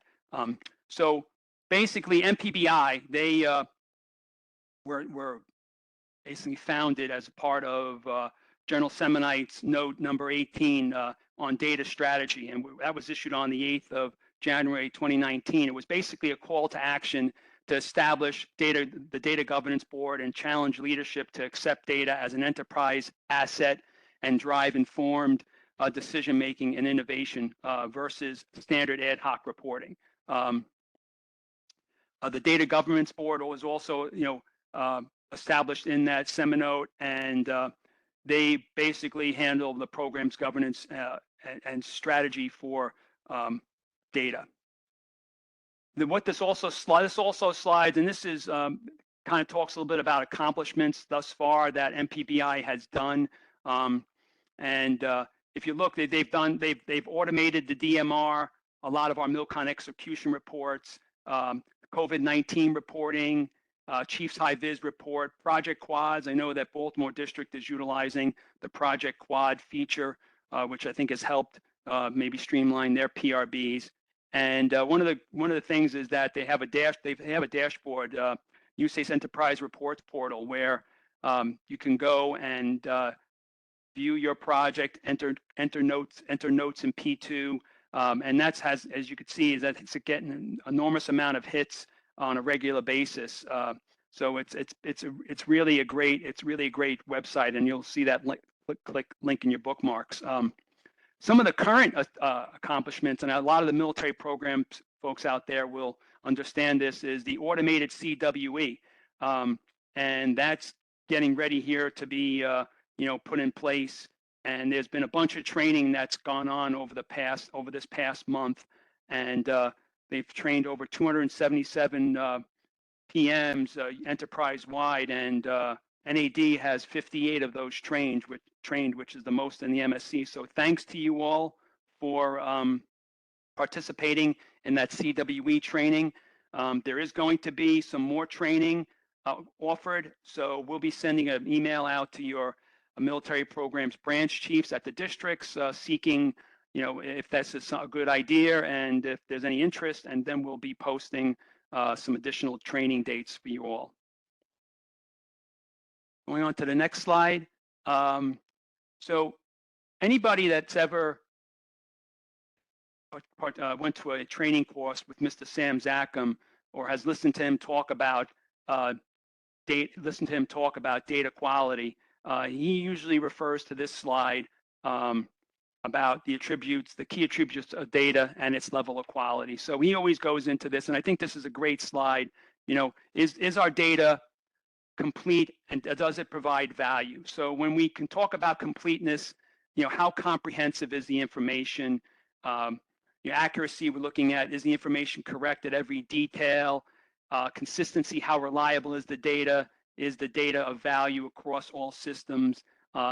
Credible, does the information contradict other trusted resources? And when you look at value added, that's more focused on, is the data focused on stakeholder needs, right? How up to date, from timeliness perspective, how up to date is the information? Can it be used for real-time reporting? Do we really need this information? I guess that's a question we get a lot from the PMs. Hey, do you really need all this data? And is it accessible? Can the data be obtained when needed? This is just a general slide on data quality that's out there, and I thought it's important because I look at this is how I look at data sometimes when I'm when I'm looking at project information for a data call or just to get some knowledge on the status of a project. Okay, data importance. All right, again, another key slide here. You know, it basically goes back to delivering our program. Okay, you know, as per ER 5-1-11. I mean, I guess one of the biggest benefits of having complete and value-added data is the ability to minimize data calls. I think that's a key across all of our districts and region, and even the enterprise. And I guess the eventual goal is here: can we eliminate data calls altogether? Maybe. I highly doubt it. But as well as another key thing is having reliable reports and dashboards. I think that we've made good progress as an organization on those first two bullets. A good example of this is available monthly reports, especially the COVID-19 report, which identified projects in design and construction being impacted by COVID. You know, the districts kept P2 and RMS updated, and the report that was generated in CLIC was shared with our stakeholders. So I know that it helped me a lot because I don't think I got if I got one or two COVID data inquiries, that would be a lot. Most of the stuff was pulled right from this CLIC report. So again, kudos to the PMs and construction folks for keeping P2 and RMS updated during the pandemic to provide timely reporting on this. When we look at predictive or prescriptive analytics, I think we're still crawling as an enterprise when it comes to using data for those two elements. And I think this goes back to relates to metrics. You know, are we really measuring the right things? And I think, we will eventually start to get there by using predictive and prescriptive analytics, but I don't think we're there just yet. And we'll talk a little bit about what gets measured in as part of the minimum data requirements. And as far as using, data for a workload analysis, again, it's utilizing P2 RMS for data workload. It's only good. It's only we only essentially know what workload is out there 2.5 years from now. We're just starting to get a handle on what FY25 is going to look like. So it's very hard, unless we know from our stakeholders in their FIDEPs, their future year defense programs, what type of projects they're going to have, and if those projects need to be in our systems like P2 for us to be able to pull them and analyze it from a workload perspective. Okay, moving on to the next slide. Some of the policy and guidance that's out there or that has been issued. Okay, so I talked earlier about the Military Programs Data Governance Strategy memo that was issued on 17 October 2019. It established the Data Governance Board. And I look at this as more of, this is a charter, this is a PMP. It has all those sections that you would typically see in a program management plan. The vision, the mission, the authorities, the operations, administration, the battle rhythm of meetings and resourcing. So that's basically more of like a governance document. But the second document is really where the meat of this policy is. It's in the Director of Military Programs Policy Memorandum. This was dated 25 September, and that was on military programs data requirements and minimum data elements. Okay.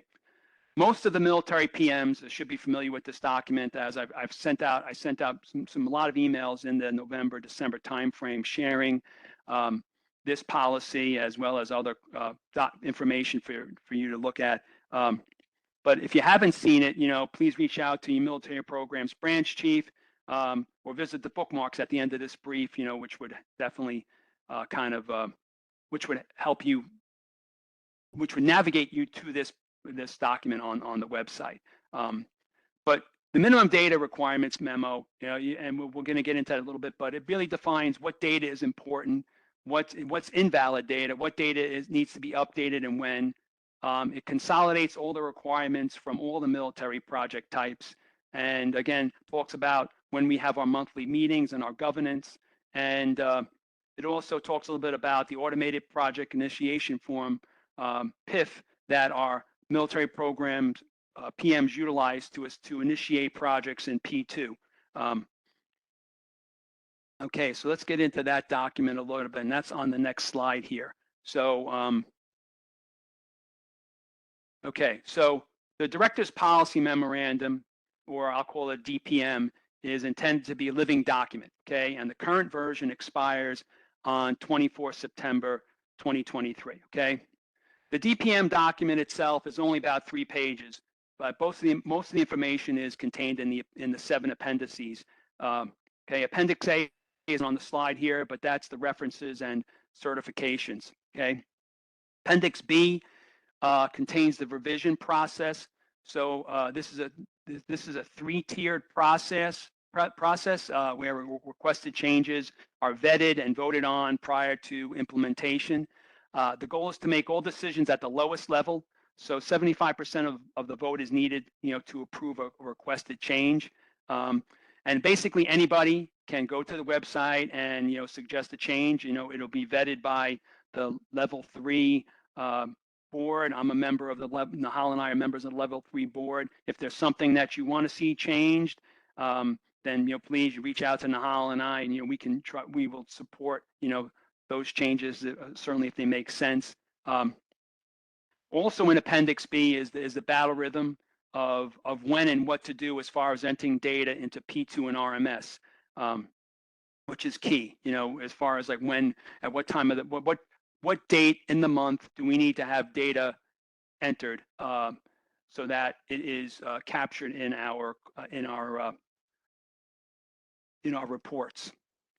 Appendices C through G identify the project data elements critical to their mission area, okay? This is broken down into core data elements and core plus data elements. So looking at Appendix C, this would be a major construction type projects, MILCON and DVA majors, okay? Appendix D is standard construction, SRM and IIS. Appendix E is micro construction, real estate and tech services. Appendix F is environmental, and Appendix G is RMS and post-award.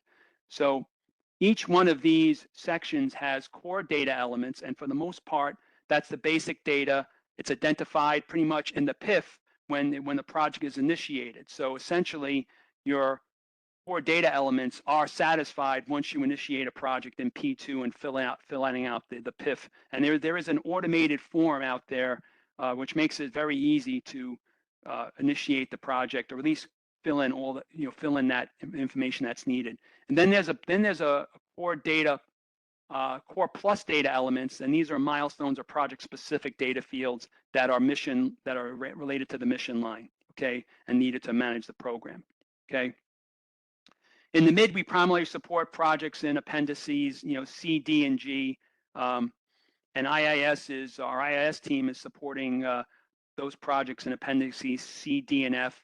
And I know that Mr. Dewey Wong has reached out to a lot of the military programs, PMs that work the IIS projects, with regard to data quality and what's required. Okay, so moving on. Actually, I just want to hit one thing. So if you look at this slide, again, you could see the number of checks that are made or looked at. So, for example, there are 54 data checks that are out there for MILCON. Now, 44 of them are actual data elements. Okay, the majority of those are entered in when you initiate the project. When you initiate a project in P2, and about 10 of them are basically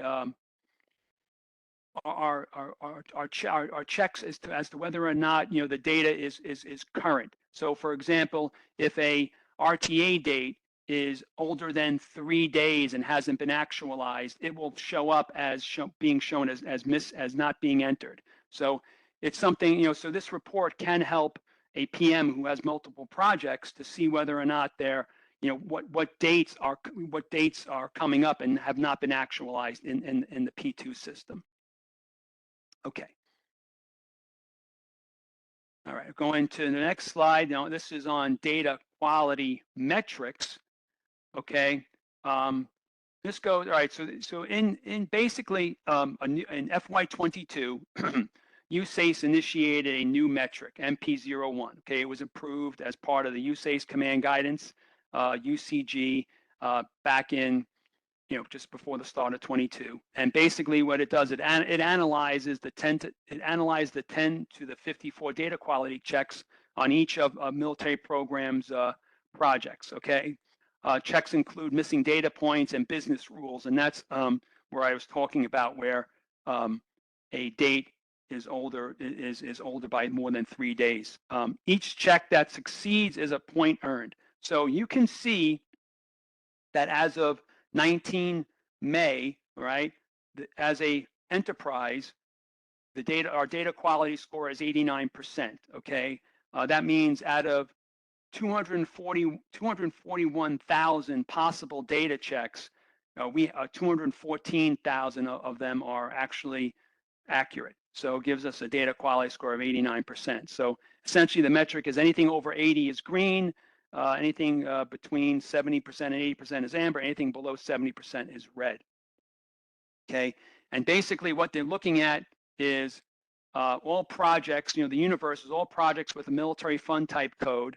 And for environmental, it's all projects with a CIC code, and all project with an IAS flag that is entered as a yes. Okay, so that's our data quality metric. That's how MP01 is evaluated. Going on to our next slide. Okay, how do you get to your data? Okay, so this is really, this kind of gets into a little bit of the nuts and bolts of how all of this works. Okay, it's always best to view your data in the Chrome web browser, and this is the if you go to this link, okay, reports.usace.army.mil, very simple link. It brings you to the Military Programs Business Intelligence website, okay? And here's where you can access a whole plethora of different items that will help you with that will assist you, to view your data, input comments into P2. It's a great tool, I think, for inputting comments into P2, status comments. And I believe, a lot of districts are using this for their quad charts, enter in their quad chart data. So if you go to this website, it takes you to the Military Programs Business Intelligence site. You click on you click on the click icon, okay, on the left-hand side, okay. Then it's going to bring you to the click page on the click page on the website, and then you see it right down here on the data quality MP01. Okay, very simple. Couple of clicks and you're right into it. All right, and then if you go to the next slide, when you go into MP01, this is the screen that you're going to see. Now, depending on what office you're in, if you're at NAD, if you're at the MSc level here at NAD, this is the screen that I see. Okay, all right, and it shows me our overall data quality score of 87%. Okay, and this is for all program areas. Okay, and it shows me how each of the districts are doing. Okay, with regard to their data quality score. That's in the upper left. It also shows me how we're doing per the appendix of the director's policy memorandum on data governance, where how you're doing per those different categories of projects. And again, in MIL programs here in the mid, we focus on these last two, appendix D and C. Okay, so this is what we see. Now you can filter this data. If we were live and click, I could filter on military programs, and I could filter on NAU, and I could filter on the appendix D and appendix C, just to see the projects that are of concern to me. And if you look at the bottom right, you'll see you'll see how many projects how many projects we have in NAD, what our average number of data errors is per project, and how many of those projects have a perfect score.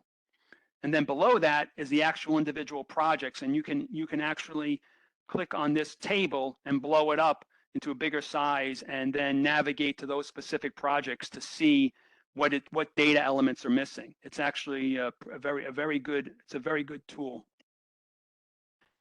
So we take this one step. So we're gonna get into this a little bit more in another slide. You know, Barbara will talk about how when we filter the slides, what our data actually looks like. But if we go to the next slide, I'm going to show you, this is where NAD stands right now with regard to data quality. And, you know, we've seen in the upper left part of this quad, you can see that we've done, you know, a 17% increase since December of 21. Okay.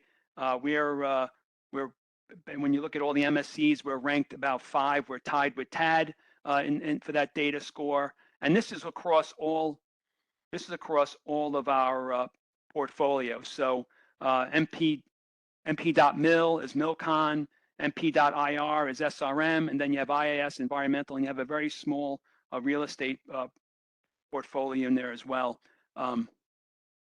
But again, it shows us how we're doing. You know, again, all the districts are doing very well across the board.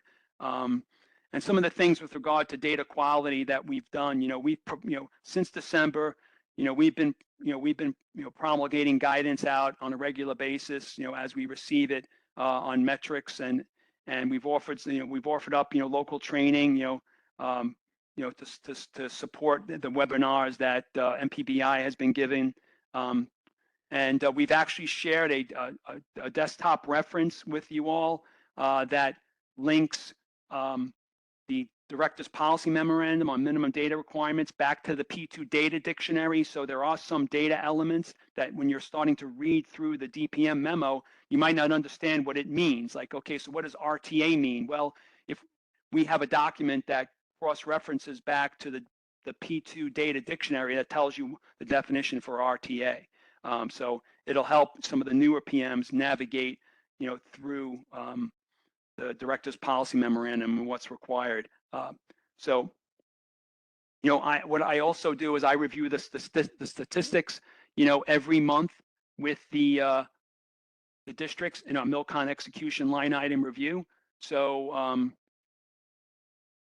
and we answer any questions at that time that may come up on data quality. So I try to make sure that I make myself available to you all, you know, on any questions that may come up with regard to this. So at this point, what I'd like to do is give Barbara Morrow, who's been helping me a lot to pull these reports over the past couple of months, an opportunity to kind of walk us through the next 3 slides and what it really tells us from a standpoint of, you know, enterprise, you know, what our data is really telling us and how we're doing. So Barbara, just cue me up as to when you're ready for the next slide, okay? Okay, thanks, George. And real quick, we do have a couple questions in the chat. Do you want to address those now? Okay, yeah, that'd be fine. Okay, so the first one is, what did you click from the MPBI homepage to get to the data reports? I think if you go back a couple slides, it shows the transition. Okay, so here, on the left-hand side, once you get into MPBI homepage, on the left-hand side there's a click icon, and once you click on the click icon, then you should be able to transition to MPO1. Would be your second click. I hope that answers the question. If it doesn't, send me an email and I can walk you through it live on my. I can share my screen with you and walk you through it live. Okay, yep, she confirmed that it does answer the question. The next question is there a click report to view the checks status down to the project level? Yes, what it is it's there's an Excel sheet that if you go to this report, all right, and once you get into the your specific data or for your district, you can this report here you can download as an Excel file, and it will give you down to the project level the missing data elements. And we also share that report. We pull that report every month, and we share that as part of our listing of reports that we send out to the districts prior to our execution review. We don't review it in detail because, as you can imagine, it has numerous lines, so we're not going to review it in detail, but you can go back to that report and it's sorted by project manager, and you could see specifically which projects you have and what data elements are missing or haven't been input, in a time, within the 3 days. And George, Nora's asking if the report's real time or do we wait overnight to see the changes? And it's not real time, it's whatever the latest snapshot is. It's not actively managing, updating content, right? But I'll let you answer that. Yeah, no, I think I have to go back and check, but it's once the data is in P2, it should be, and we could see it in P2, we should be able to pull the click reports. So I'm going to say that I think we have to wait till overnight. I'm not exactly sure if it's real time. So Nora, I'll get back to you on that for sure. And it also depends on how the author put it together, because some of them are tied to EDW or some kind of data warehouse input, and it depends how frequently that content gets updated. If it's waiting for every 2 weeks for hours to be adjusted for team members, etc. Okay. I'll find out and let you know. Okay, Barbara, is anything else out there? Nope, that was the last question. Okay, awesome. So I will go to the next slide here, and Thank you.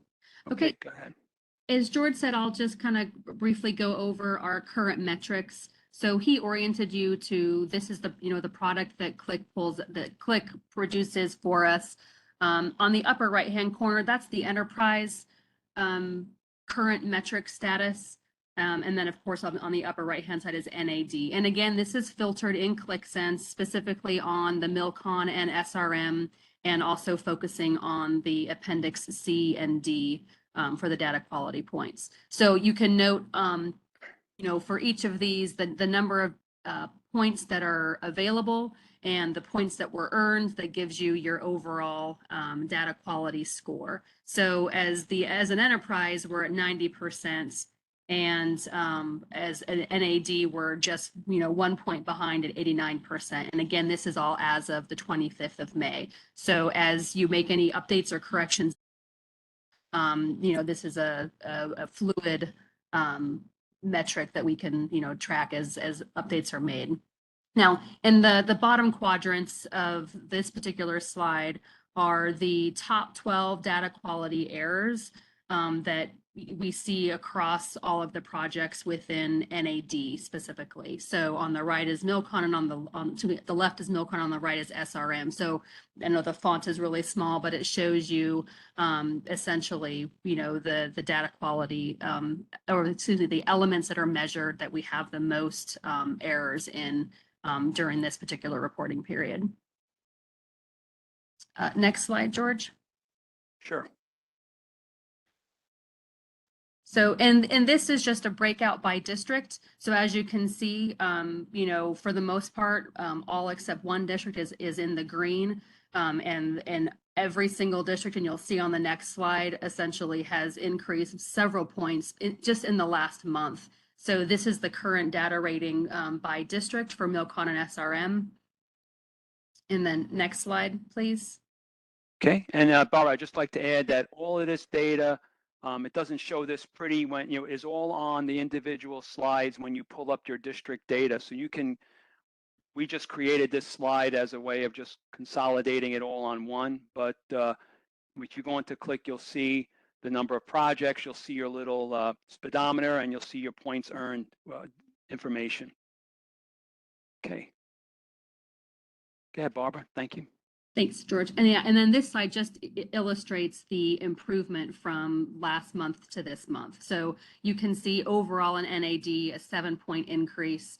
And every other district is moving in the right direction, whether they're green. And we have one district that's amber, but just in the 1 month they increased 5 points. So as the program managers and our P2 controllers continue to update and enter the P2 data, we're seeing vast improvements in our data quality across the board.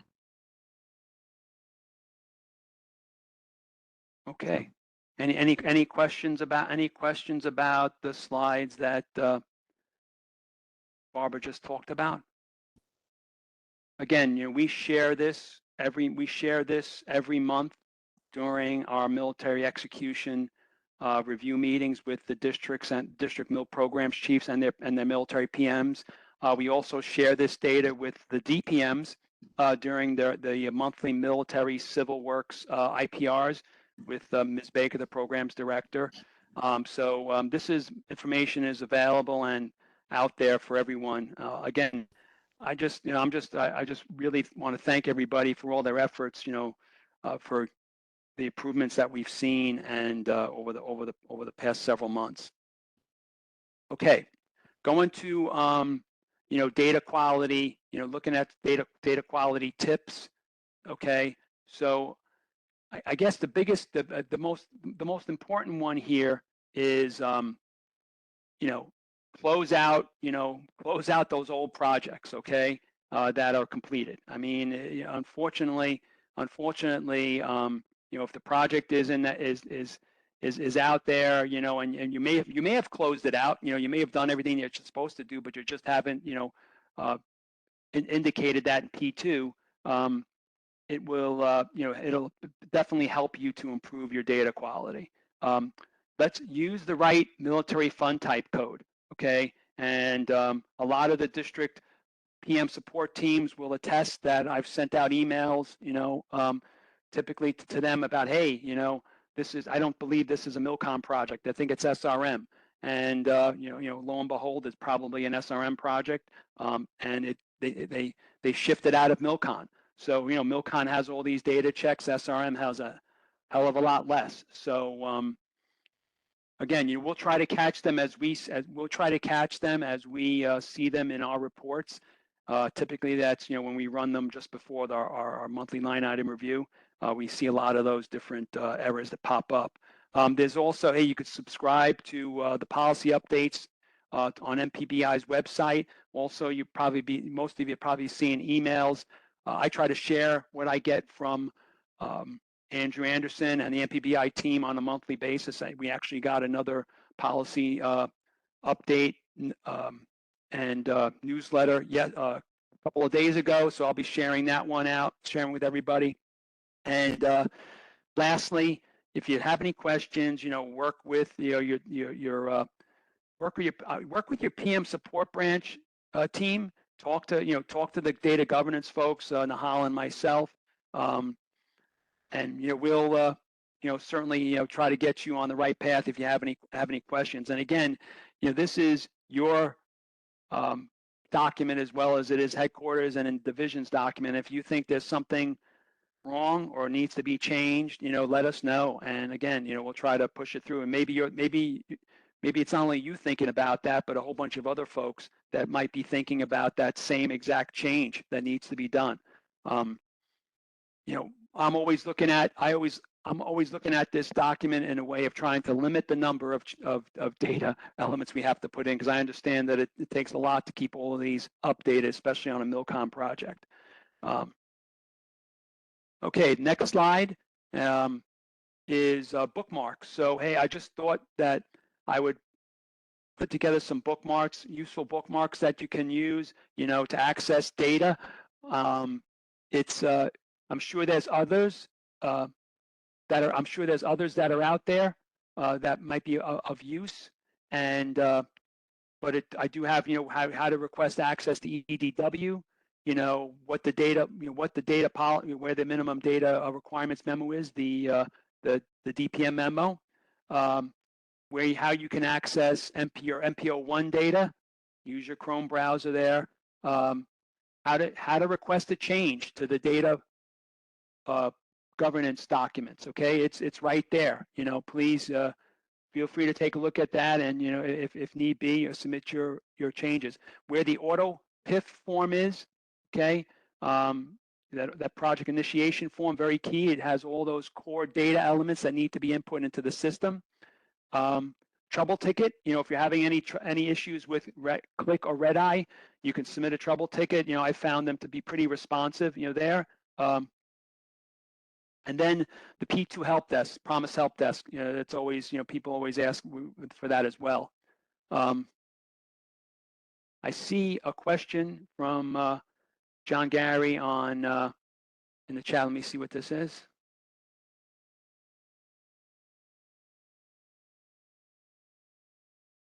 Okay, so Gary asked, and I think this is kind of important, I'll read it out loud. Our district is running into roadblocks with data points that are hard to meet based on our current processes. Will there be a way to introduce approved exceptions or tweak the metric to better accommodate case-by-case situations?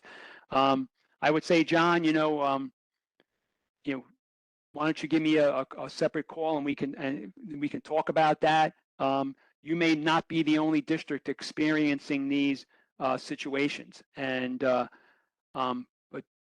for the most part, I don't know if we can tweak it on a project by project basis, but depending on what you're looking to tweak, we might just be able to. So I would say, let me know what it is, and you can, I could talk to you and Cherry together or separately, and we can figure out what's within the realm of possible.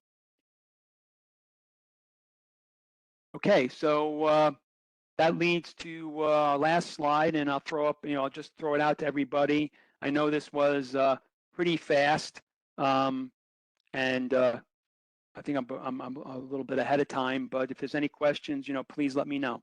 We're right here, so if there's any questions, I'll throw it out to the folks on the call.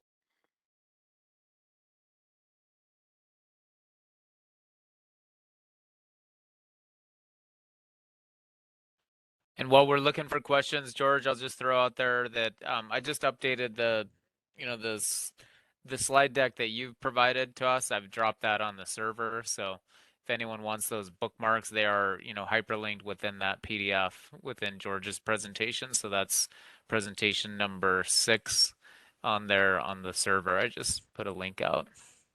Okay. There is a question from Hiba. George, do the data quality metrics that Barb presented include IIS and DVA majors, or have those been filtered out? Hey, Hiba, yes, I felt for slide 12 that I'm currently sharing, those products have been filtered out. In slide 11, they're there. So the 88% data quality score does include IIS and DVA majors. But slides 12, 13, and 14 does not. And I could certainly, if you need anything specific, I can certainly share it with you. It's just a few clicks in P2. I can get you a specific listing of projects if you need something. Okay, is there any other questions out there?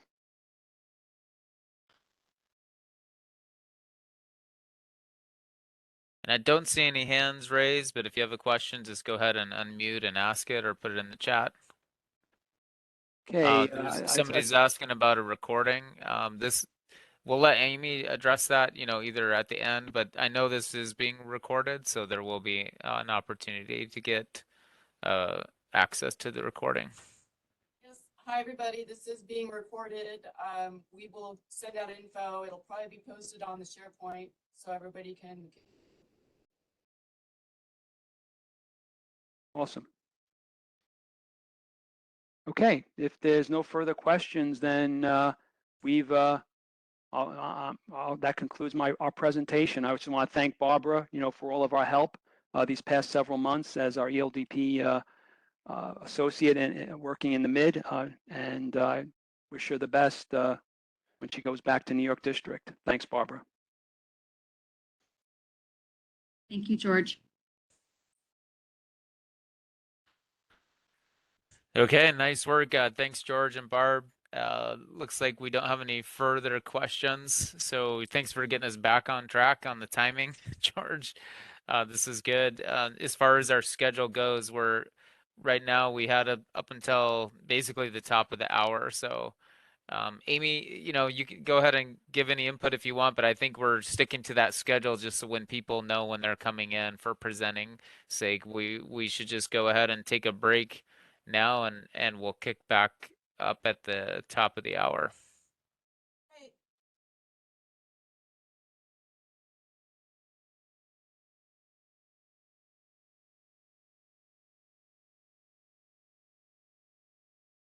Okay, thanks everyone. Go ahead and take a break and then we'll meet back up at the top of the hour.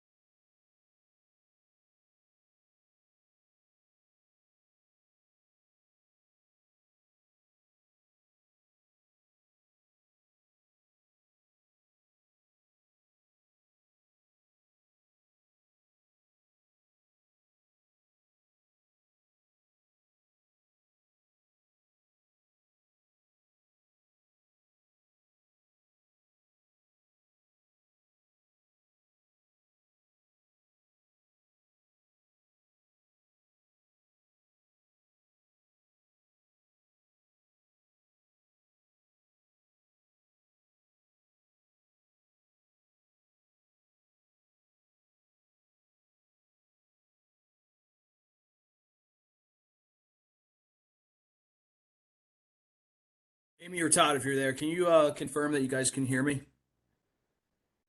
Yeah, all good. We can hear you, and thanks for checking in. We've got just for those that are sitting on standby, we'll be starting up in about 5 minutes, and yeah, we can hear you, Greg. Thanks. Very good. Appreciate it.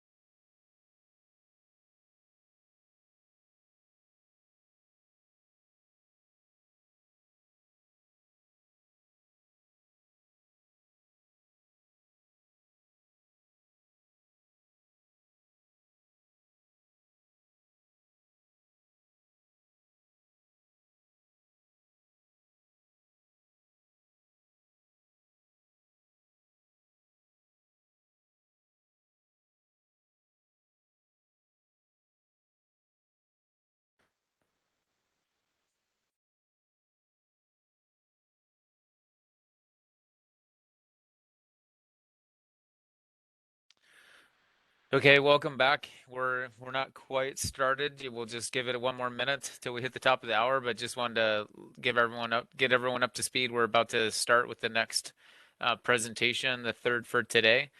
This session, Planning Project Safety by Greg. He's going to do an introduction here in just a moment.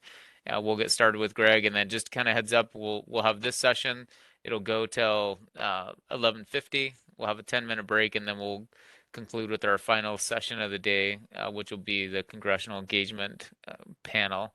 And just for reference, some couple things in the chat.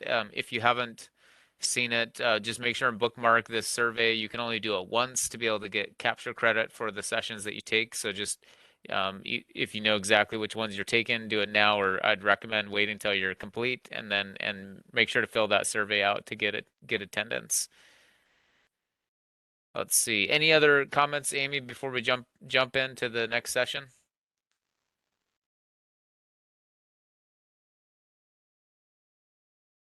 No, I thanks, think we're Todd.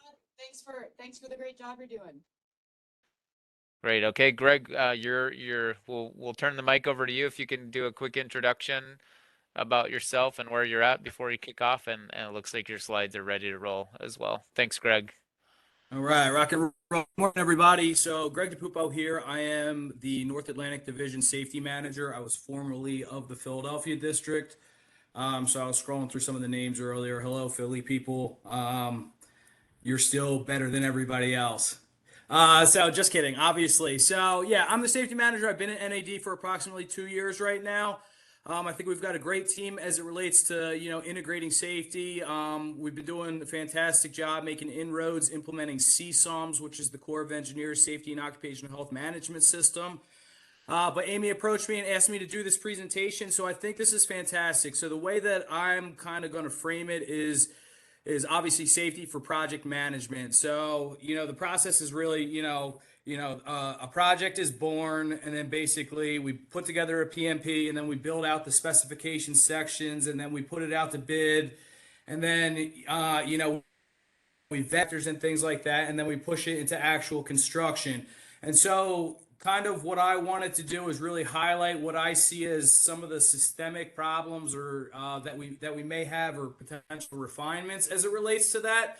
Because I've had the opportunity to go out to a lot of the districts as it relates to CSOMS implementation, and I've had the opportunity to go out to a lot of the districts and get the back briefs as it relates to the design and construction evaluations. So I can see from a project management perspective where we're having great successes, and then where some things can maybe require a little bit of a tune-up.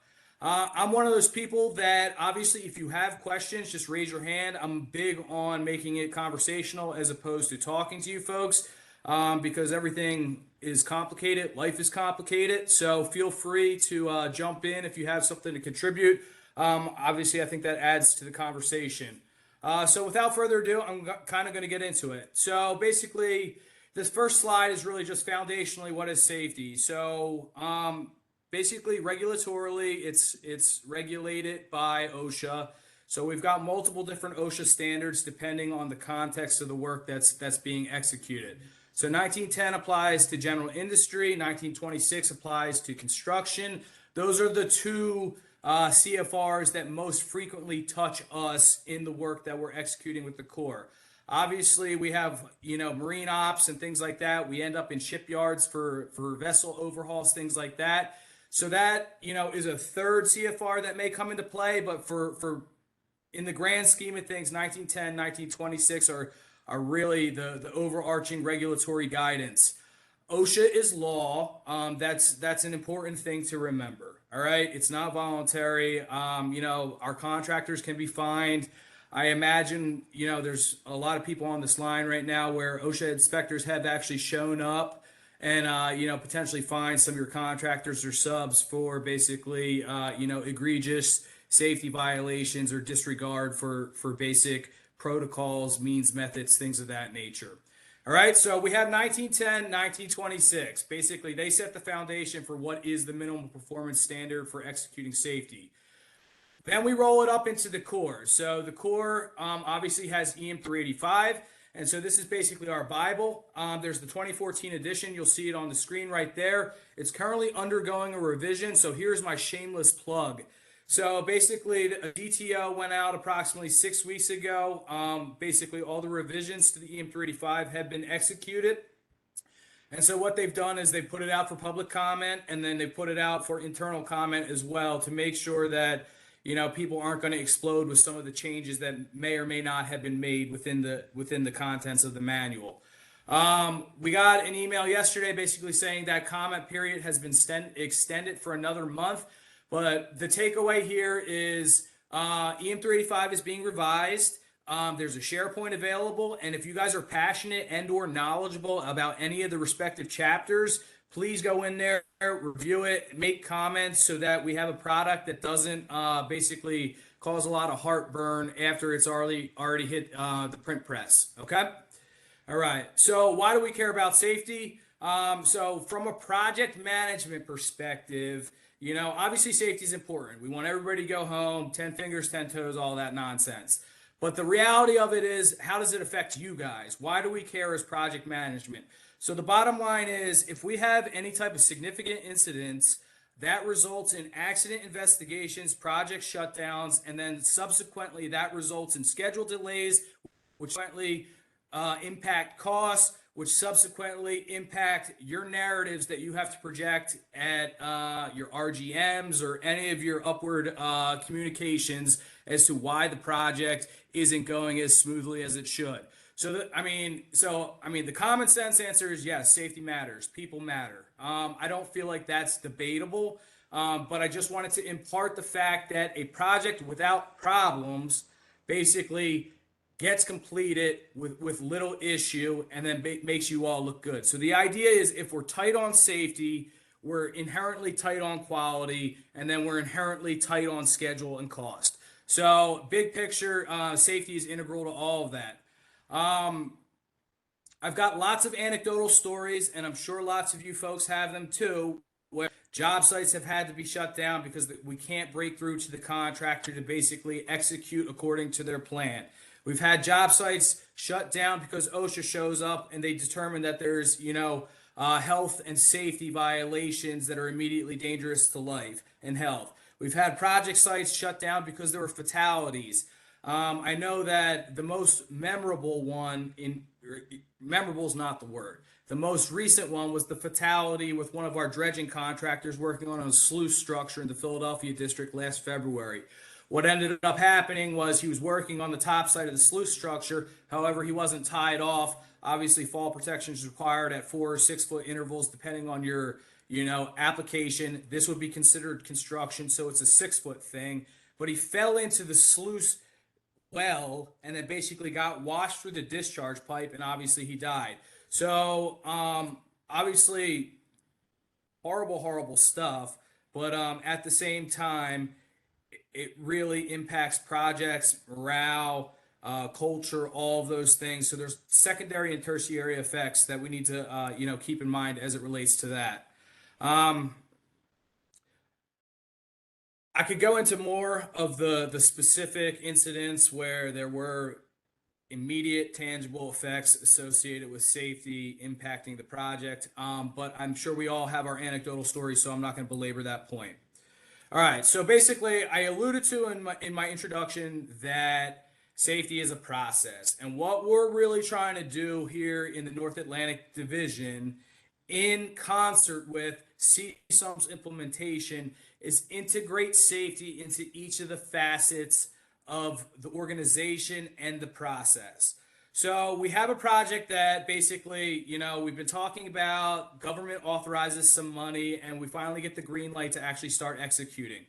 The first step of basically the project kickoff is developing the PMP. So the project management plan, all right? So basically there's an ER, the ER 5-1-11, and I imagine most of you guys are pretty familiar with it. But it specifies basically the purpose of the PMP, who's required of it, and then the minimum contents. So if we take a look at the graphic on the right, we see basically the breakout of all the minimum information that's required to be contained within the PMP. So the blocks that I have highlighted in red are where I see safety coming into play with these things. So funding, all right, so this is one of those things. So money is what makes the world go around. And I know that for as project management, your job is really asset management, whether it's people or whether it's money, and putting people in the right places, things like that. So funding, is safety funded in order to adequately quality assure contractor plans or provide some sort of oversight? So I know that in most districts within the North Atlantic Division, so New England is primarily overhead. New York is primarily overhead funded. So this doesn't really touch you guys as project managers so much, where you don't need to create labor charge codes for safety. Now, on the contrary, Philadelphia district, their safety office is approximately 50% direct charge to projects. So that's one of those things when we're using safety, whether it's to provide initial training for our government employees to provide oversight, or if we're, asking the safety office to basically at the 95% with the BCOEs, review the specifications, and then participate in the kickoff meetings, things like that. Some of those things, there's a cost associated with that. Baltimore's primarily overhead, Norfolk's primarily overhead, and then Europe's primarily overhead. So Philly is kind of like the big nuance. A few of the other districts, I think they have 10 to 20%, where safety requires direct charge, but Philly is the one that a little bit more explicitly requires that. So whatever, I'm talking a lot. Why am I talking about funding in the PMP? So in the context, what I want to ask you folks as the project managers is, do I need to set aside some funds for safety? On the very, very front end, do I need money for safety? So whether that's A, for the direct charge, or B, to provide the training, things like that. So those are the questions that I just want you to ask yourself. In many cases, not applicable, all right? Now, as it relates to the quality management section of the PMP, so safety is quality. I mean, they cannot be separated. They're inherently bound. I'm not going to expound upon that because it's pretty commonsensical. Now, team identification. So I've seen a lot of PMPs, and they vary in terms of the quality of and the structure that they contain. So in being part of the DCEs, we've noticed that a lot of the PMPs don't actually follow some of these standardized templates that are available to us to build the project management plan. And then additionally, I see that a lot of the technical fields are represented in the PMP. I mean, so if we're doing the design in-house, obviously that makes sense that we're going to be throwing a lot of money to each of the specialty engineering sections in order to, adequately devise the project. But in some of the PMPs, I'm not seeing safety as a team member integrated into it. And I'm not saying this is like an enormously consequential mistake, quite simply because on the very, very front end, so A, the PMP is, a parent document that doesn't have, it's just 10,000 foot. There's not a lot of meat and potatoes in terms of means, methods, and how you go from there. But it is important to identify the safety folks so that, when we need to lean on them for reviews, whether it's specs or when actually project kicks off, things like that, we know who we're going to. And then finally, the safety and occupational health hazard analysis is one of the requisite components of the PMP. Now you'll see on the slide to the right, basically this was pulled from a PMP that was built out of the Norfolk district using the PMP template generator. And so this is good. This is perfect generic language, obviously, because the PMP is just a very, very general document that kind of, outlines, how things are going to end up going. But it explicitly states the project team shall maintain a focus on safety through all phases of the project development throughout closeout. Okay, good with that. On-site investigations during the pre-award phase shall include provisions and considerations to ensure safe, secure processes and practices are employed. So this is something that I see happening just anecdotally over the years. So sometimes we go out to projects in order to basically get a grasp of what, the work is, the constraints, the complications, things like that. And a lot of times on these very, very front end, before award or before that, folks are just going out there, potentially not wearing their PPE, potentially not doing their AHAs, potentially not doing the requisite risk management document kinds of things. So it's very prescriptive after a contract's been awarded. Like, look, we're going to build an APP and we're going to have all these programs that dictate our means and methods on how we execute the work. But this is all, this paragraph B, is in advance of that. And so this is just a gentle reminder that basically if we're doing exploratory work or we're showing up on sites for any type of diagnostic related purposes, obviously safety implications don't go away. All right. And then the third bullet, C, the construction safety program will be completely documented, submitted, and approved as part of the initial project submittals before construction can proceed. And then all activities shall address and include the requirements at EM 385 1-1 as appropriate. All right. So at a minimum, I think that final paragraph, EM 385 1-1, it's an incorporation by reference. And so it sets the EM as the minimum performance requirement. And so that's basically our save face in the event that we don't have the requisite, more explicit or dialed in information available. Okay. Now, what from a policy perspective outside of the PMP ER document mandates that safety is involved in the project management plan as well? So this is yanked straight out of the EM 385, and it states project managers, in accordance with the reference document, which is the ER PMP guidance that I already discussed, contained in the business manual, shall ensure that a safety and occupational health plan is developed for funded projects and incorporated into the PMP. And then the PM shall collaborate with customer and local office and communicate these through the the delivery team, things like that. All right. So there's many instances where in the PMP there's going to be a dial back or a limited role associated with safety because it hasn't really hit the ground yet. But at the same time, there's a lot of projects that exist where we know that there's high risk, high hazard things that are coming down the pike. Examples are, blasting in the vicinity of underground lines, or, we already know that there's mech, things like that. So it's important to basically integrate so that we can, set our chessboard properly and set ourselves up for success. All right. So that's the PMP. The next step, so we have the PMP, we get the team, and then we start building out contract specifications. So we're still in the pre-award phase. And then, so again, what we see is, we got 35, 65, 95 reviews for technical, viability of the project, things like that. What we try and do in the safety community is use the Division 1 013526 safety specs. All right. So these safety specs are basically, I'll just pull it up real quick, and I'm sure that you guys all have familiarity associated with it. Let me find it. All right, so basically what happens here is, here's our safety spec. And what we as a division have attempted to project is as little deviation from this document as possible. All right. So we want to keep this as intact as possible based on the project.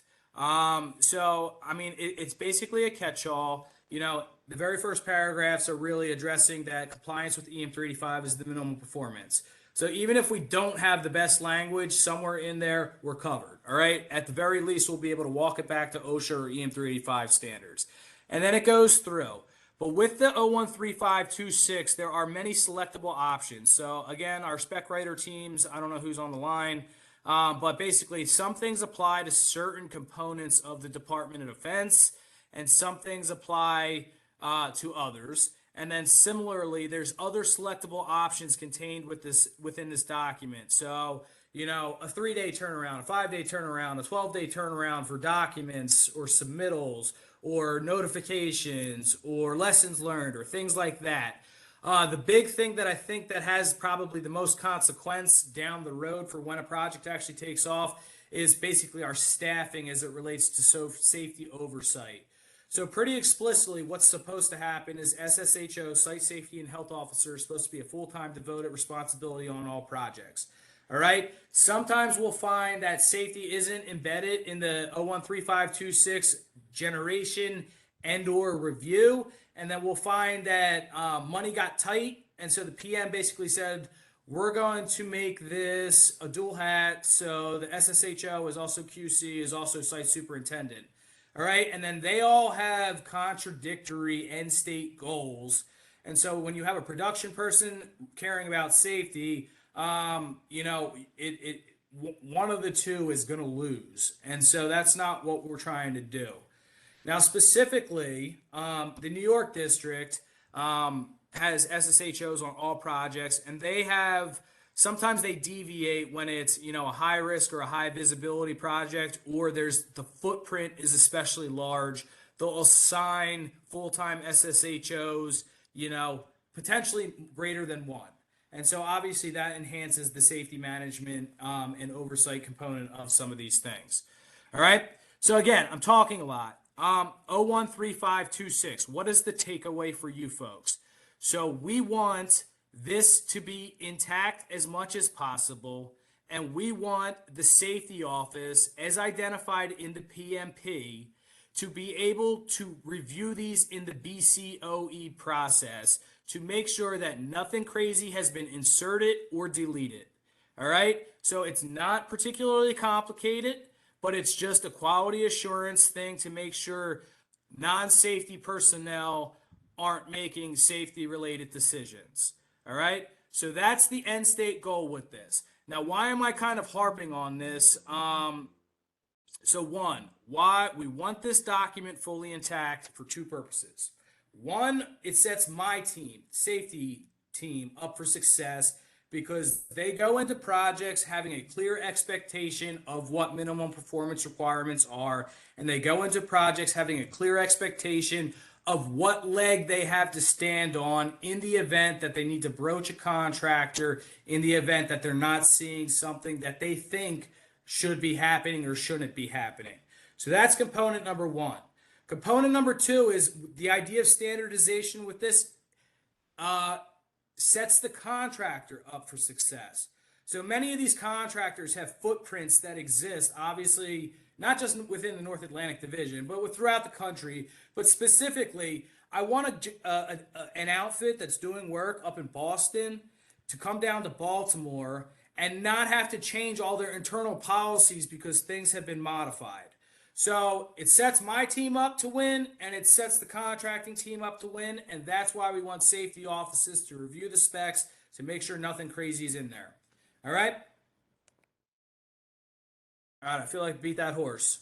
But I'm going to beat it some more. So this, I want to tie it into real world things. So we've had the DCEs. We've had the European DCE so far. That was virtual, and obviously it was before it was awarded, so it was a little bit nuanced. And obviously Europe is way different with the specs and stuff. So Europe people, you can just tell me to shut up. In New York, we did Rockaway Beach. In Philly, we did Wellsbach, and then in Baltimore, we did the Fort Meade Gate. Pretty much 2 out of those 3 safety offices were not involved in the BCOEs. And then, or there were no comments within doctor checks addressing the safety specification. So in conclusion, it led me to believe that safety was not there reviewing it. If safety reviews it and there's no comments, there should be some sort of affirmation that review, in fact, did occur and no comments were required. So in the DCs, this keeps coming up. Safety's not involved in spec reviews. So again, let's try and get in front of it so it doesn't have to keep coming up in DCE reviews that are briefed out to your leadership.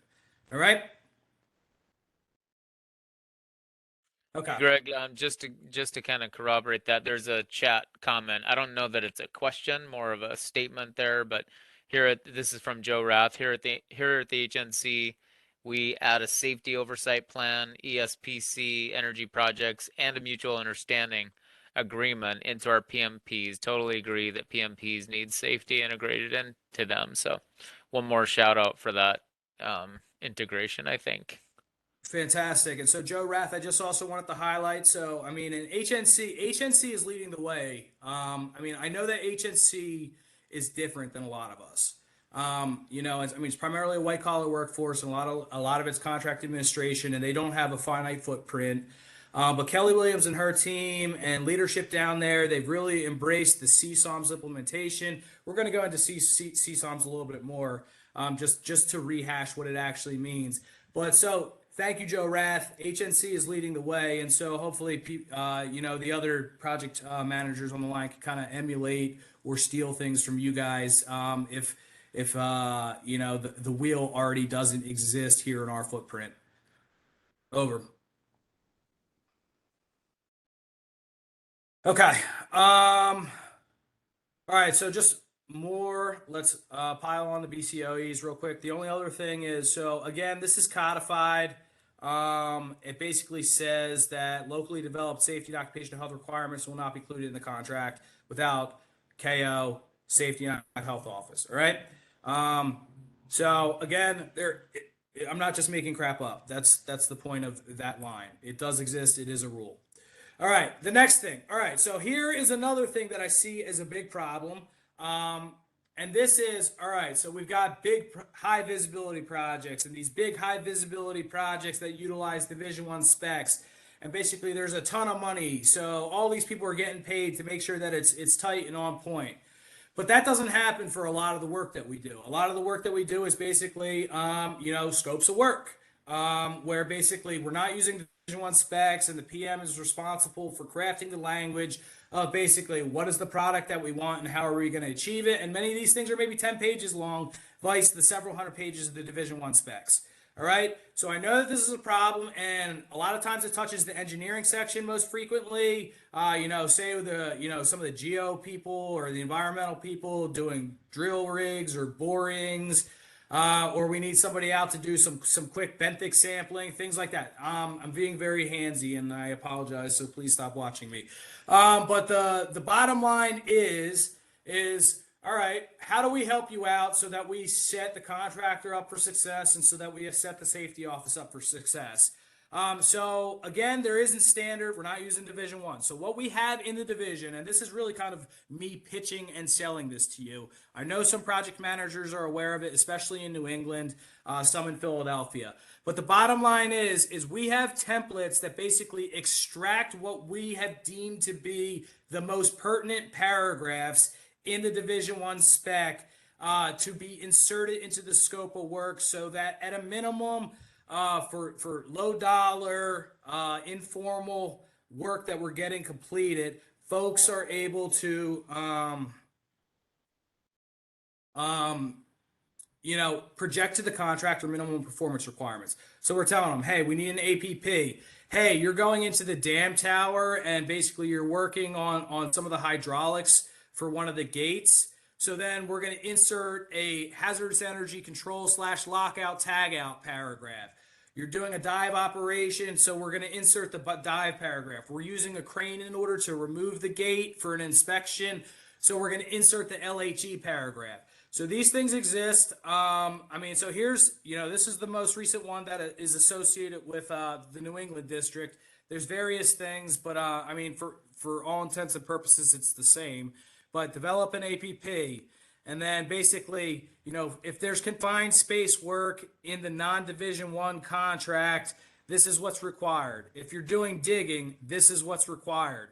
And so this just becomes a copy and paste job, and based on the hazards that exist in that respective work. All right. So I talk a lot. The takeaway here. Work that is executed that doesn't utilize Division 1 specs falls through the cracks. There's a lack of process and there's a lack of standardization as to minimum safety requirements are supposed to be. This is our attempt to combat that. We're trying to idiot-proof and be explicit and put the hazards up front and the performance requirements associated with those hazards in that statement of work, so that the contractor doesn't come back and say, you didn't say this, you didn't say that, and then have all these cost changes the road where basically we start paying, any potential savings we may have had just went to labor dollars, to legal, and to contracting to basically execute all this paperwork stuff. So if anybody needs this, shoot me an email, Greg DiPuppo, all right? Okay. All right, so now we're still on the front end of projects. Basically, we've gone from project conception to basically, we're starting to develop, the specifics of it as it relates to the specs. We've now integrated safety into PMP. We've now integrated safety into spec reviews. And then basically for projects that are smaller, we now have templates and cheat sheets in order to insert more positive, affirmative, directive language as it relates to means and methods. All right, so we're doing great, guys. We're rocking it out. All right, now we're at the award component of it. All right, and so as is right now, there's some broken things within the organization on how we award contracts. Somehow, some way, very, very little weight in terms of who we select. And oftentimes it really boils down to, can you do the work, and is it less than the government estimate? And so we see that there's problems associated with that.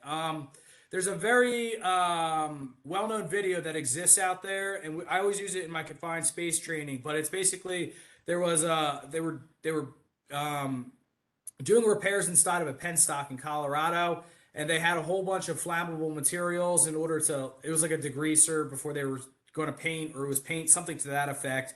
But they didn't have any ventilation, and they awarded the contract to somebody that was low bid, but they were also a horrendous safety performance. And what ended up happening was they just had a giant flash fire inside the pen stock, and a bunch of people died. You know, I mean, 1,000 things went wrong, but I mean, in its most basic form, it's because we gave the contract to somebody who didn't care about safety. I mean, so, you know, we set ourselves up to fail. So what we're kicking around right now is modifying some of the screening criteria associated with how we award our contracts. Now, this presentation, these next few slides were kind of projected at the EGM, so there's a good chance that some of your commanders and or you senior leaders are engaging safety as it relates to this. I just kind of wanted to give you an update as to what it is, what we're doing. Potentially this may come down the pike. All right. So contractors typically have, there's a couple different metrics that, you know, provide some insights as to whether or not a contractor is going to be a problem child as it relates to safety management. The first one is the EMR. So that's the experience modification rating. And this is an insurance-based rate. Basically, greater than 1, you're less than average. Less than 1, you're better than average in terms of safety performance. And obviously, it's difficult to cook the books with EMRs because obviously the insurance claims and money is transacted. So there's a better paper trail associated with it. So the EMRs are generally pretty accurate. But what the South Atlantic Jacksonville District does is they pretty much mandate that all bidders provide their EMRs from the previous 3 years so that they can determine whether or not they have a train wreck or a good safety program. Subsequently, so this is, you know, the slides will be posted on there. So invitation for bid, low bidder required to provide EMR for last 3 calendar years. All right, and then safety office looks at it. It's not rocket science. So basically, again, less than 1 good, greater than 1 bad. Negotiated acquisition procedure, same thing, et cetera, et cetera. So basically, what ends up happening is we have a grasp as to whether or not it's a problem child. Right now, this is not codified anywhere, and basically contracting will pass it to safety, and they'll just give it a determination as to whether or not they think the award can proceed. And then say if they're a little bit on the high end, the safety office will say, hey, we're just going to create a larger field presence, and we're going to basically increase our surveillance to make sure that, you know, they're doing what they say they're going to do. So the EMR is one way. The other 2 big metrics that we typically deal with that, you know, are an indicator of past performance is the DART and the TISR rate. So DART stands for days away restricted time. TISR is total case incidence rate. Both of these are OSHA recordables, and these go on our OSHA 300 logs that basically get rolled up to the Department of Labor. And so again, we can basically potentially insert, you know, tolerances. So for our scopes of work, we can say basically no contractors or no subcontractors can be hired if they have EMRs greater than 1.1, or no contractors or no subcontractors can work on this job if their DART or TISR rates exceed, you know, 1.2 times industry average. And those industry averages for DART and TISR rates exist with the Bureau of Labor Statistics. So there's a way that we can screen these people out, and I know that it's more complicated because obviously there's monetary implications associated with it. But this is what we're driving at. So we've had conversations with Scott and Mr. Koenig, and basically this seems like a no-brainer for everybody.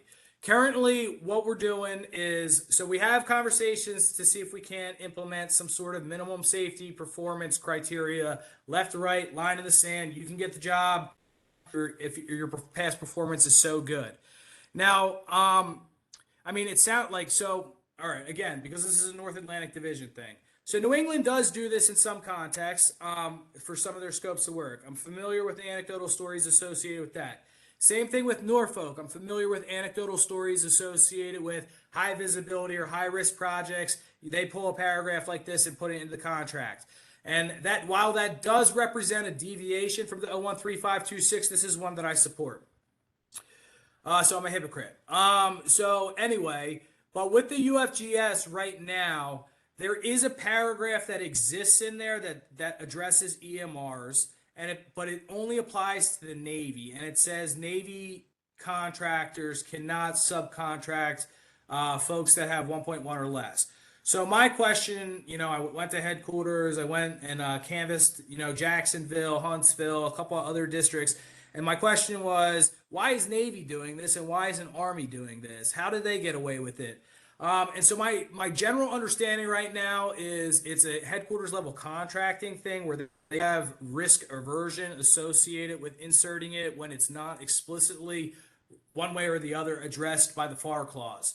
So what headquarters level contracting wants to do is amend that. But obviously, they're taking something complicating it. So the end state really is, for all you guys, again, I'm talking a lot. We're working this with contracting right now.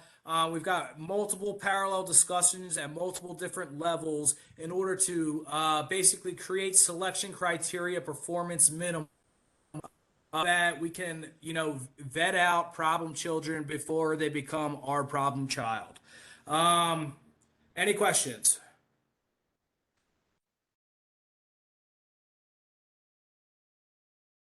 All right, here's just another slide, so that's fine. Okay.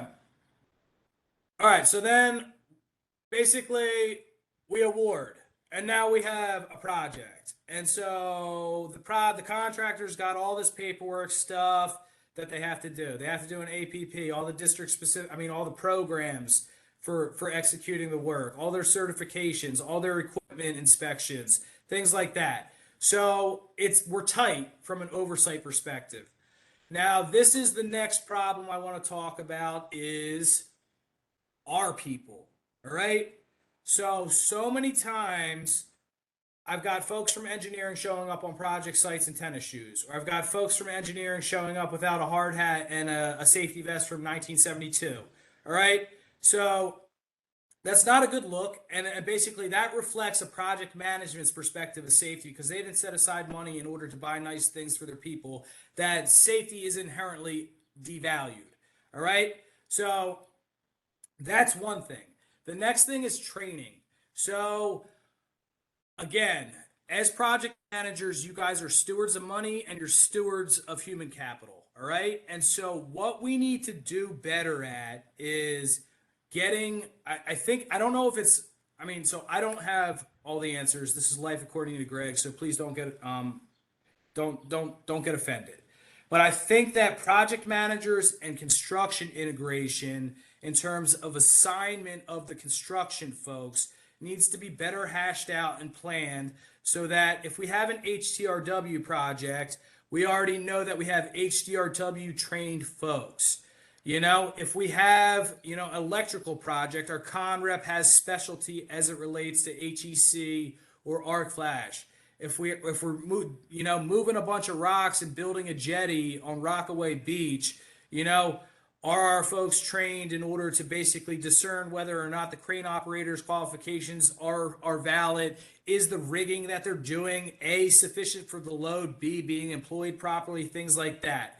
So my big thing from a project management perspective is how do we make sure that our government folks know what they're doing on the project site?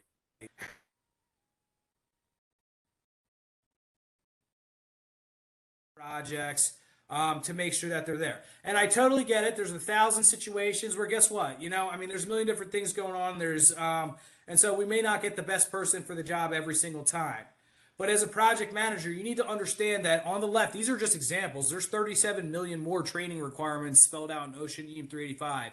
But in order to manage a project, these folks need a foundational knowledge of these things. And because of that, there's a chance, a PM may need to finance the training, get them spun up before the project starts. Training should happen, better than 1 week in advance of, mobilization, things like that. So PPE, HTRW, so it's a 40-hour, 8-hour refresher annual. lead, asbestos, things like that. Whoops, computer's going crazy. Radiation, toxic. We talked about crane, fall protection. You know, for an end user, it's an 8-hour requirement. So many of our people need to get up there simply to inspect for quality assurance purposes. But I'm cognizant of the fact that in many situations we don't do those inspections because the con rep isn't fall protection trained, and so again that impacts quality. I mean, we're keeping the guys safe now, but guess what? The contractor just got one over on us. Scaffolding, demo, excavation, blasting, confined space. So there's just so much safety related training that oftentimes office people don't realize. But all this stuff is super regulated. The next thing is project specific risk management. So again, making sure that, in some contexts, we're operating exclusively under contractor programs, but sometimes it's district programs. So again, are our folks aware of what, NAB or NAE's district specific procedures for execution are? Funding, we talked about it, buy the good stuff. Integration of safety office into schedule. So I don't know why this is a problem for some of my team, but I just wanted to project what I deem to be a best practice. So in Philly, what we used to do is Jeff McAleer basically used to send me monthly updates of every single project, and then basically project, anticipated award, anticipated completion, who's the PM, who is the project engineer, who is the quality assurance representative. All right. And we get monthly updates on it. So we'd stay abreast of the project and we'd be able to, show up, do our inspections, things like that. On the flip side, in construction, John Del Ferro did the same thing. The projects, where they were, things like that, so that there was very clear communication with the safety office on the schedule of these things, what's coming down the pike, if potential training classes needed to be put on, if something was coming down in 3 months that required HTRW or confined space, etc. So basically, that advanced notification prepares the safety office to prepare your workforce so that it all makes you guys look good in the end as project managers. All right. Cross-discipline communications. I kind of already touched on that. And then the big thing is problematic contractor techniques. And the line gets blurred between project management and the COR and the field sites and the contracting office.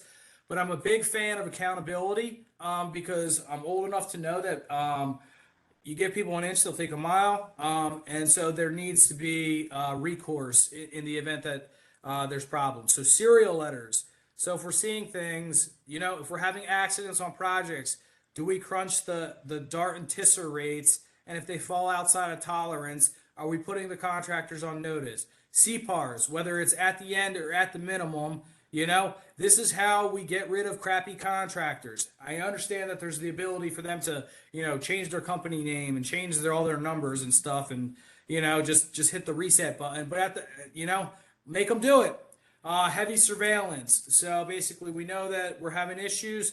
Document the hell out of it in RMS, QMS. You're creating your paper trail to substantiate yourself through to the CORs, and then basically integrate with your safety office. Ask for help. We'll throw the book at them. Basically, I'm a big fan of partnering, but these are the solutions if partnering is not working. And so that's how we prepare the government workforce. So in summary, as a project manager, you have to understand that there's a lot of training associated with the government side of construction. And so we need to budget and schedule any requisite trainings for government folks in order to effectively manage the project. And then we need to make sure that money's there for PPE. We need to make sure that our folks are aware of risk management. We need to integrate with safety to make sure safety is tracking the work that's being executed. We need to keep contractors accountable. So, that's it. I'm going to open the floor for comments now. So, I understand that there's some blurred lines between project management, contract, construction, execution, et cetera, et cetera. But the idea is, Safety always. Yes, I'm the mayor of Clicheville. So I'm going to stop talking. I'd be happy if somebody else did. So the floor is open. Over. Hey, thanks, Greg, for that presentation. This is Todd. So just monitoring the chat. I'm not seeing anything on there. If anyone has any questions, feel free to open your mic and ask the question. And to kick it off, I'll just throw one out there. With the training, the heavy, there's a lot of training as you just identified. The question I had is, how does, we're talking about PMs, the PM workshop, PMs are going to be on a project, but a lot of this content is maybe an individual needs to be trained on that for multiple projects. So how do they typically get funded for these trainings? Is it a construction effort? Is it something that PM is intertwined with and kind of getting funding from a specific project to get someone trained as they approach that project site? Or is it primarily a construction, they're just getting their QA folks trained? And I'm asking out of, naivety. I don't know who actually funds that training for folks. Well, I think it's a little bit of both. I mean, so the PM's going to finance the labor associated with the trainee, and then the PM oftentimes is going to finance the labor in offices where it's not all overhead for the safety office in order to provide that training to those individuals. Now, I mean, a lot of it absolutely does fall into the construction office to do their yearly. All right, this is what's likely in terms of mission and execution that XYZ need XYZ training. So it's a mix. My understanding is pretty much get the money where you can. Over. I don't know if that was a cop out answer. Over. No, thanks for that. I appreciate it.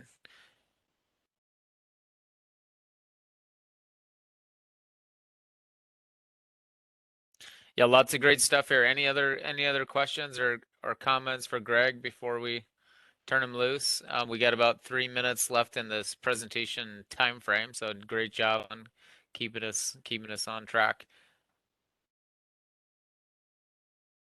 Yeah, there's some comments out there that are saying great job, very relevant, necessary. I'm not seeing any specific questions for you, Greg, so we'll do a last call for questions.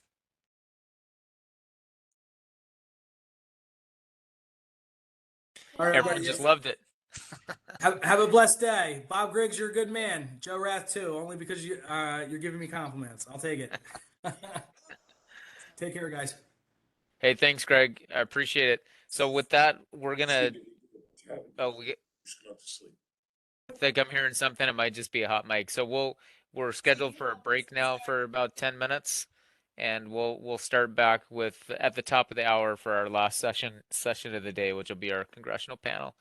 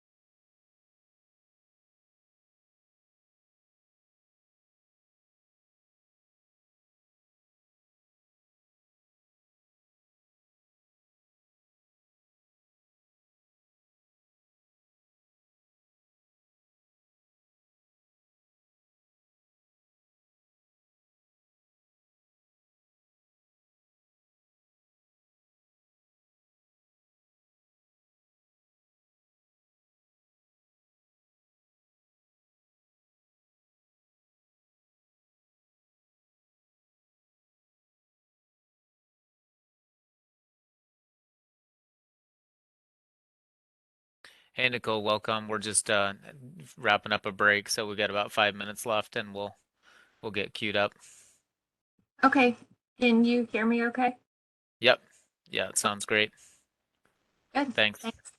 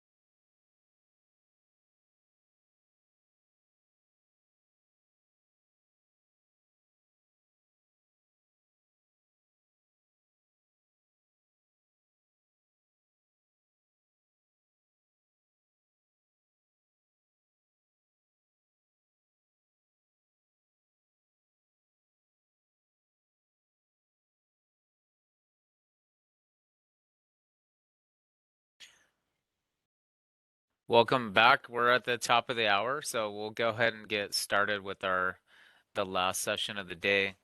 We've got our Congressional Engagement panel, and I believe I've seen all three of them here, so I think we're ready to kick off. Excited to have the following individuals with us today. So we have Mr. Carlos Lazo, Baltimore District, Mr. Ryan Fisher at Headquarters USACE, as well as Ms. Nicole Comisky at Headquarters USACE, and they'll be joining us as our panelists as we jump into this last section. So thanks again for your participation and joining. And we do have a little bit of what we'll do is we're going to roll right through. It'll go Carlos, Ryan, and Nicole, and they're going to do a little brief intro and some talking points. And I'd ask you that as it's your turn, if you don't mind giving a 30-second bio, give us a little bit about yourself and where you're at as you kick off. So I think let's go ahead and hand it over to Carlos. Well, good afternoon, everyone. Thank you for having me. Just a quick bio. I've been with the Baltimore District for nearly 6 years now. Before that, I was with DHS headquarters, Customs and Border Protection before that, and the Sacramento District before that. Concurrently, I was also in the Army Reserve, combined 22 years of service, active duty, and Reserve. Just retired last year, actually. Happy to be retired in one job at least. But yeah, so just don't want to take up too much time on that. And I can just get started right off with my slide. If that's preferred, Todd, I can just do that. Yeah. And so I am the Government Affairs Officer for the Baltimore District, as I mentioned, for 6 years now. And this is a very simple slide, but just kind of my do's and don'ts for establishing and maintaining your congressional contacts. And when I mean contacts, I mean the staff, the ones that are working for the representatives at the state and federal level. And it's fairly easy. I mean, the first one I always try to tell people is be accessible. These staffers, they have a lot of things going on, busy schedules that others will get into as well. But the one thing is be reachable, be accessible. That's email, if it's by text, by phone. Everyone's different. Everyone is more comfortable with one than the other. I always tell people, feel free to give me a call if I don't answer, shoot me an email, which leads me to my next point of being responsive. I always tell them I will get back to you as soon as I can. And I try to do 12 to 24 hours maximum time. Under 12 hours is what I always shoot for. But, things can be happening. You can be traveling. You can be in the middle of meetings. A lot of things can be happening, but I do not allow more than that 12, 24 hours span to pass before I've responded to them. Weekends too, every now and then I'll check things. It's not, with the congressional staff, it's not as crazy most of the time. I have gotten some late calls and some weekend calls, but for the most part, it's typical Monday through Friday, 8 a.m., 5 p.m., sometimes 6. But my first 2 points there is it's just that demonstrates that you're reliable, that they can go to you for inquiries, for questions. One thing that I will share, a little personal thing that I was told when I first got to Baltimore District is too many staff communicate with us through congressional letters. And it was much more formal. It takes up time. Others will have that experience where you have to, have the colonel, your commander sign it. And that takes a lot of time to formulate this very formal form of communication. The being accessible, responsive, it allows them to know that they can give you a call and get an answer much quicker. Shoot you an email, and they'll have something for their bosses much quicker. And my third point is a bit of a delicate one because I know no one likes to be the bearer of bad news. But this is my experience in communications. Bad news doesn't get better with time. And so I always provide updates, and this is just out of the blue updates to staff, good and bad. For example, just recently work plan funding. Our district received so much funding, and I send it to the staffers and say, for your district, for your state, we received this towards this project. It means we'll be able to do that. And concurrently, I tell them if they were waiting for something, they were hoping for something, I say, unfortunately, we didn't receive this, or unfortunately, this happened. If a contract's falling behind and, we had told previously their office and the member, we're going to have this thing breaking ground come February, and I know in January it's just not going to happen, then I just get ahead of it. I don't wait until February for when they're expecting, a call for the groundbreaking so that they can start planning their visit. I tell them beforehand, sorry, this is falling behind. I try to give an explanation, and I let them know so that they're not finding out at the last minute. And, you will run into situations where they're not happy about that. They may be planning things around it, so forth. It's a big thing for their constituents. But at the end of the day, it's much better to let them know as soon as you can, as soon as you also have that explanation of why things are falling behind, or things are maybe moving to the right. And again, that demonstrates to them you're a reliable source. It demonstrates to them that you are an asset for their office and for their member. And my last one is be patient, because if you sound like a broken record sometimes, where you're telling certain staff the same thing over and over, explaining core processes, which, to be honest, the core is not the easiest organization. Sometimes with what we do and how we do it can confuse people. And some of these staffers, we are one of many in their portfolios. So be patient. They're not going to be HQUSACE experts. Even if you've had 2 or 3 communications with them, you've had meetings with them, calls with them, don't assume that after that 3rd call, that's it. They'll understand everything right off the bat. You will also see turnover. You see new staffers all the time. So be patient. And one thing that I didn't highlight in that be patient too is we are an apolitical organization. And I'll touch this on briefly, but one thing I always say also is keep your personal stance out of things. When I communicate with the staffers, I don't relay personal feelings into it. I'm patient if they're saying, we really want this, but personally, maybe my political views are not in line with that. I'm there as a liaison, to provide information, to assist them with acquiring information. And that's where the patience is important. You may not agree with 100% of why they're asking certain things or why they're trying to push for certain legislation, but it is not our position to be advising them on that. So the patience bullet really covers a lot, but I wanted to touch point on that just briefly so that everyone there understands it, because you will run into those situations where personally you might have some thought on something, but professionally you have to maintain that apolitical position. And I know I kind of went through that fairly quickly, but I did want to provide everyone else more time for their presentations, but also time for questions, obviously, that my comments may have mentioned or others will bring up here following me. With that, Todd, if you like, I can hand it over to Ryan, or do you wanted me to touch point more on any of those bullets?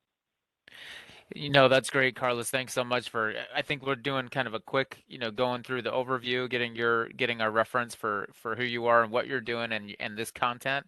And then we'll roll through each of the 3 panelists in that same kind of fashion, and then open it back up, because it's already starting to breed, I'm sure, a lot of questions. So thanks for that, Carlos. Let's jump over to Ryan. Yeah, thanks, Todd. Good stuff there, Carlos. I agree with all that. My name is Ryan Fisher. If I haven't interacted with you before, I'm the deputy chief of the NAD Regional Integration Team here at headquarters. I've been in this job just not even a year yet, about 8 or 9 months. Prior to this, I was a political appointee. I realize Carlos just said we're an apolitical organization, which is absolutely true. I have a different, bizarre career. I just came off of an appointment to the Secretary's office. I was the Principal Deputy Assistant Secretary of the Army for Civil Works during the last administration. Prior to that, I was in the Pittsburgh district. I was there for 8 years, I guess. Started out as the outreach coordinator there, and ultimately made my way into the planning branch. And when I left that job, I was the chief of the planning and environmental branch at the Pittsburgh district. My real value here, I think, to this panel today is that before that, I was a congressional staffer myself. I worked for Mike Pence, actually, his first 3 terms in Congress. So 2001 to 2006, I was on his legislative staff, his legislative director. So what I've done here is you can see on the screen there, I've put together what, if you go and visit a congressman's office in DC and you're meeting with a legislative assistant or somebody, what are you walking into, right? So this is basically a day in the life of a congressional staffer. If I'm a legislative aide, my day starts around 9 o'clock, much later than the Army, right? The Army, we've already got a couple hours in usually. But you can see just the number of meetings here, right? And the number of issues, right? So I'm talking to whatever my state hospital association is, right? They're coming in and asking for some sort of policy favor or appropriations favor for Medicaid reimbursement, right? And I got to spend some time at my desk. My boss is going to the House floor to give a 1-minute speech on Social Security reform. So I got to go down and get my talking points and get them to him so he can go make that speech. Then it's on the committee hearings, right? Usually Tuesday, Wednesday, and Thursday on the Hill are our committee hearings. If my boss is on the Agriculture Committee, I've got to go listen to a hearing on the Supplemental Nutrition Assistance Program, right? We're getting ready for a new farm bill.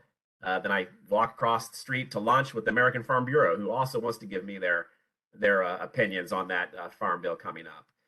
Back to the office. It's whatever state university you work with, it comes in and they'll be looking for Pell Grant access or whatever, or maybe there's highway funds that run through the state that they're lobbying for.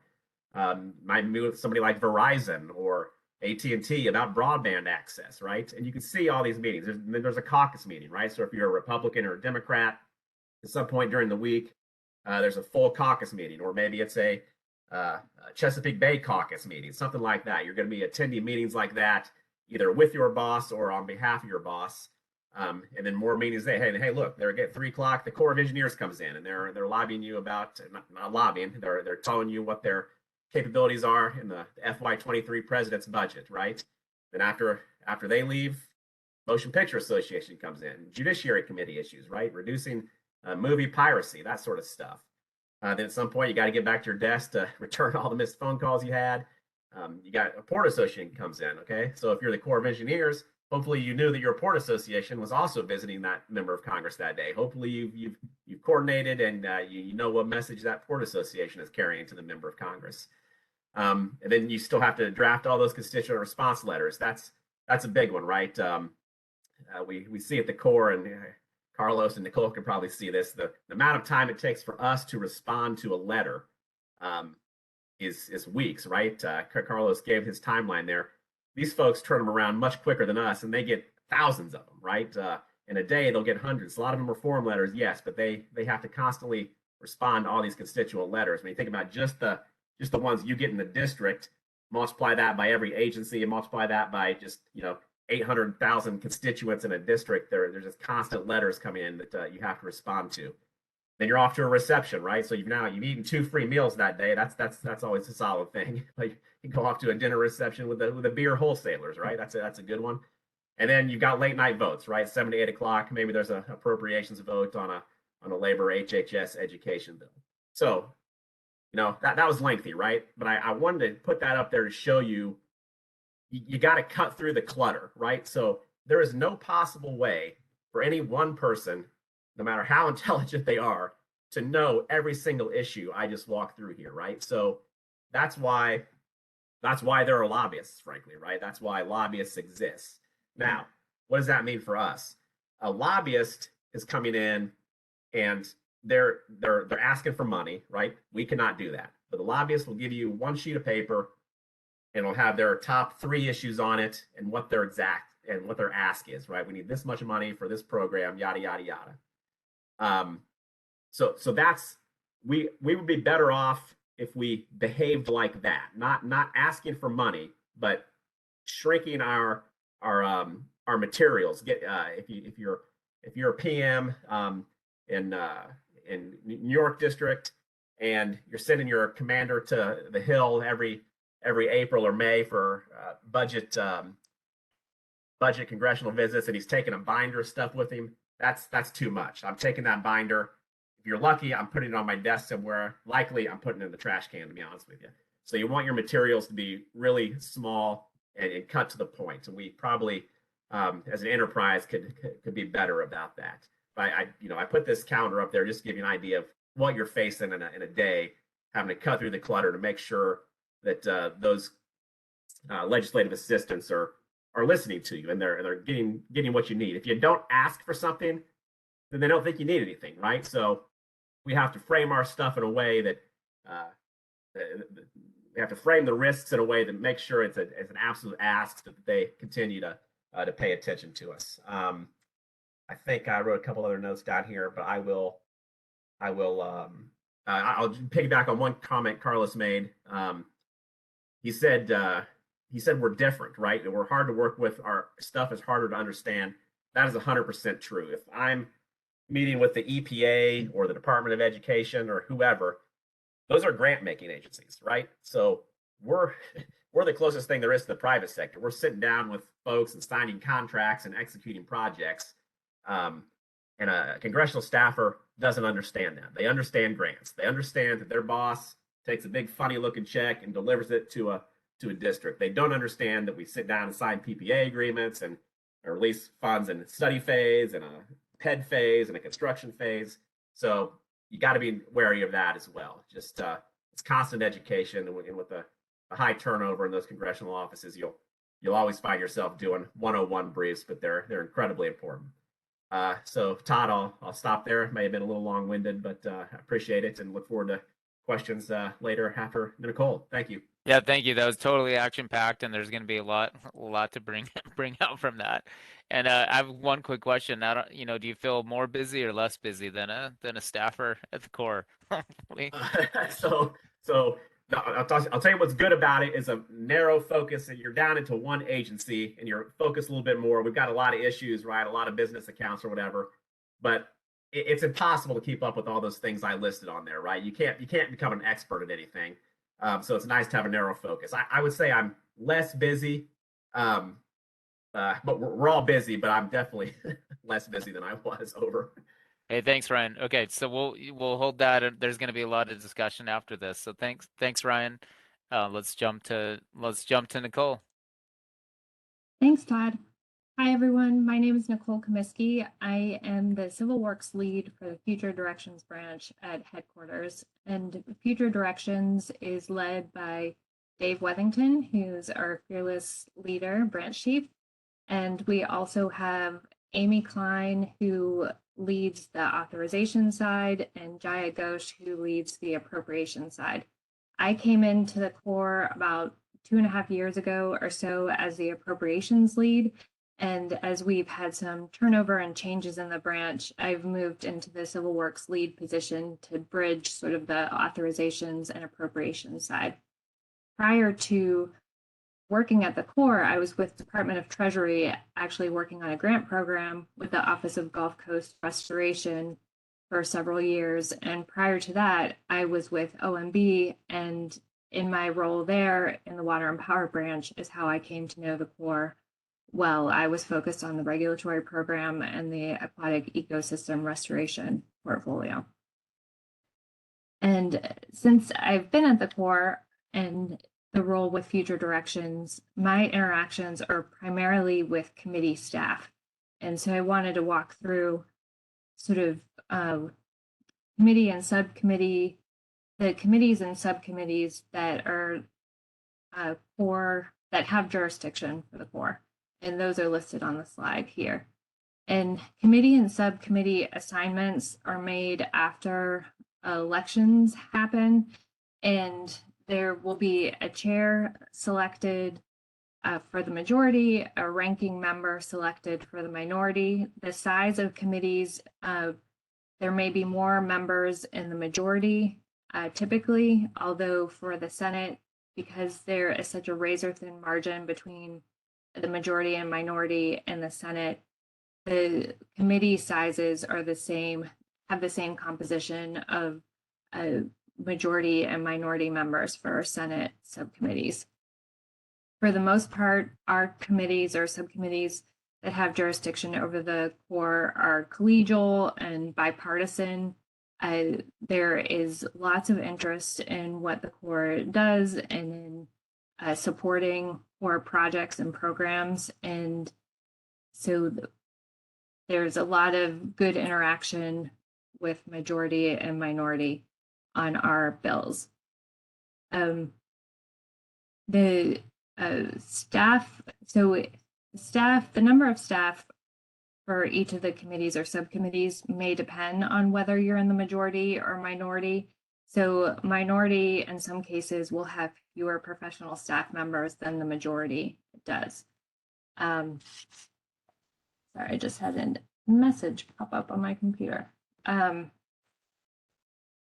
so the professional staff members, Future Directions is committed to fostering strong relationships with the professional staff members for the subcommittees. And we're very fortunate to work with some folks who have a lot of depth of knowledge of the Corps. And there are former Corps staffers who are now staffers of appropriations committees. And so it's great to have that context or people who sort of speak the core language who are now in positions with committees. We also regularly have detailees who are working with either the authorization committees or appropriations committees and bring their experience from the Corps and also get a lot of from the experience of working with committees for a set period of time. So those strong relationships are really important, and we work with committee staff during a cycle, and the cycle, their professional staff members' activities sort of depend on where we're at in a cycle. So on the authorization side, if you think of, a WRDA, so now we have WRDA 22, as the start of the cycle would be, there would be a hearing to kick off the start of the cycle. And on the appropriation side, there would also be hearings to kick off the cycle. So for WRDA 22, we had hearings with the Senate and House in January. There were actually back-to-back hearings on the same day that the chief and Mr. Connor testified at. And then for appropriations, we had hearings with the Senate and the House in April, and that was on the FY23 President's budget request, and that sort of kicked us off into the FY23 appropriation cycle. Following hearings, committee staff are the recipients of a number of members' requests. So these requests may be for a specific language, authorizations. It could be for earmarks, now that earmarks are back, made a comeback in FY22 and will be here to stay in FY23. And those members' requests, the committee staff will go through them, review, and then provide them to Future Directions. We in turn then will work with subject matter experts and the RITs to staff out those requests, whether it be legislative drafting service, effect statements, fact sheets, capabilities, status updates on projects. So there are hundreds of requests that have been out there in recent weeks, and those have come both from the authorizers and now the appropriators as well are getting their bill underway. So as we provide technical assistance and information back to committees, then committees are taking that input, working with their members' offices, providing some of the technical assistance that the Corps has provided, working through to the bill and writing the bill, what should be in it. So for WRDA 22, the Senate was the first to put out their bill, and then the House has followed with their bill. We anticipate that appropriations will start with the House, and we'll see something maybe in June or July, and then the Senate will follow. After a bill is drafted, there are then the relevant votes. So it goes to committee for vote and then to the full floor for votes. And then the House and Senate will work on conferencing, and then we get our final passed legislation, hopefully. You know, the timing is always never quite what we hope that will be. So even though there's a cycle, sometimes the timing isn't the same every year. And then after legislation passes, so WRDA, which is every 2 years, appropriations, which are annual, it's back to committee staff working on hearings. There might be oversight hearings, and also looking at the implementation of the legislation that was just passed. So WRDA will have different requirements, as will appropriations bills for briefings, reports, and other items that the Corps then will have to work on. And then throughout this whole process, or the cycle, committee staff is also meeting with stakeholders, and they serve as resources to members' offices. So the committee staff are pretty familiar with the Corps, and they will sometimes reach out to Future Directions Branch to try to make connections with between different members' offices and districts. And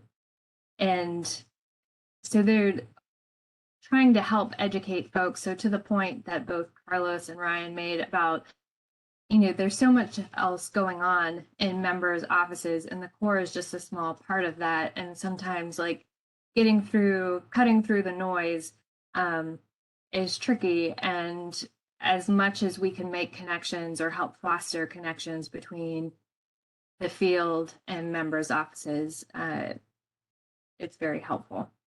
Oh, from the Corps' perspective, just say that reiterate like the volume that we've seen on technical assistance requests from committees as of late, with WRDA this year and appropriations getting underway for FY23. There have been a number of requests, and we rely heavily on input from the field, from subject matter experts, to make sure that we're providing the latest and greatest information, that we're being as direct and responsive as we can be. So actually addressing questions as they're asked, and getting the information to committee staff in a timely way.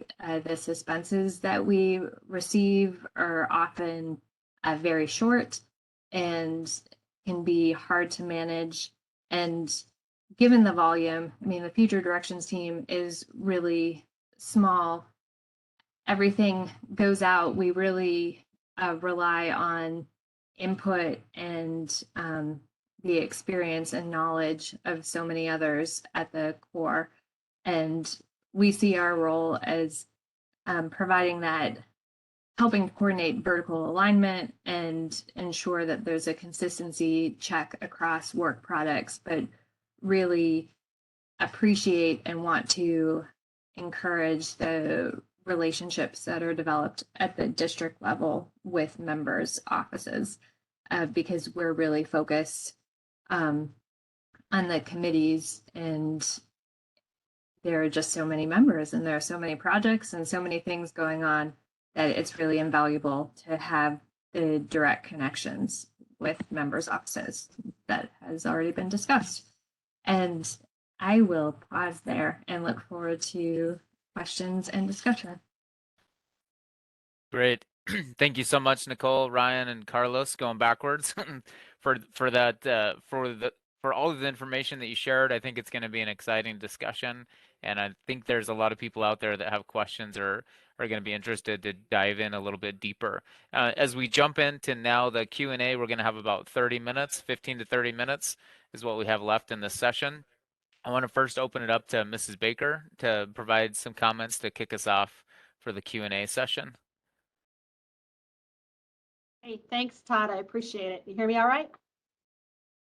Okay, great. Thanks.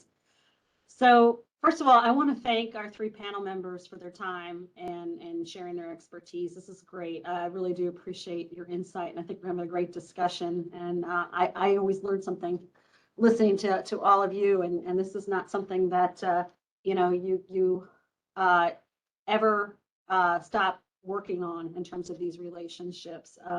If you remember from your all of you on the line from your high school civics, or if you're like me, I'm going to date myself and you learned everything on Schoolhouse Rock. We got three branches of government. We have the executive branch, the legislative branch, and the judicial branch, and there are checks and balances throughout all of them. We as the Corps of Engineers, we work for the executive branch. We work for, especially in our civil works arena, work for the ASA, who reports to the president. And of course, HQUSACE is a DoD entity, and so we had that going for, and that's our role. But the Congress plays a very, very important role, both as monitoring and getting that, providing those checks and balances, as well as having that power of the purse and the appropriations and authority and appropriations that we talked about. One of the things what we're hearing about a bit from our senior leaders at HQUSACE headquarters is some kind of communication that's coming through as the administration has changed, and we're and we've got now both our ASA and PDASA settling in, and some of the other senior leaders, is a concern that we sometimes, because we have such great congressional engagements, and because each of you have, congressional districts and staffers and people who are very interested, and we have those great relationships, that sometimes we're seen sometimes as maybe almost too we're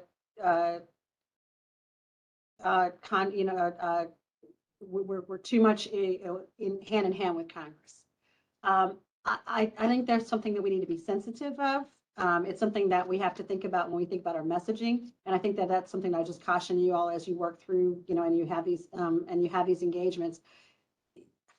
Folks like Carlos, Nicole are there because it is such an important relationship and engagement that we must have, and we have that responsibility, to the American taxpayers as well as to Congress, to have these engagements. But do make sure as you're having those conversations that you're working through and you're working through those messages, and making sure that you don't get out ahead of positions that may be at the ASA level or the president's. Those are things that is really important for us all to be aware of, and just be cognizant of that concern. Having said that, I think everything everybody said about being open and honest and responsive is so critical. I really appreciated what Ryan had to say about talking about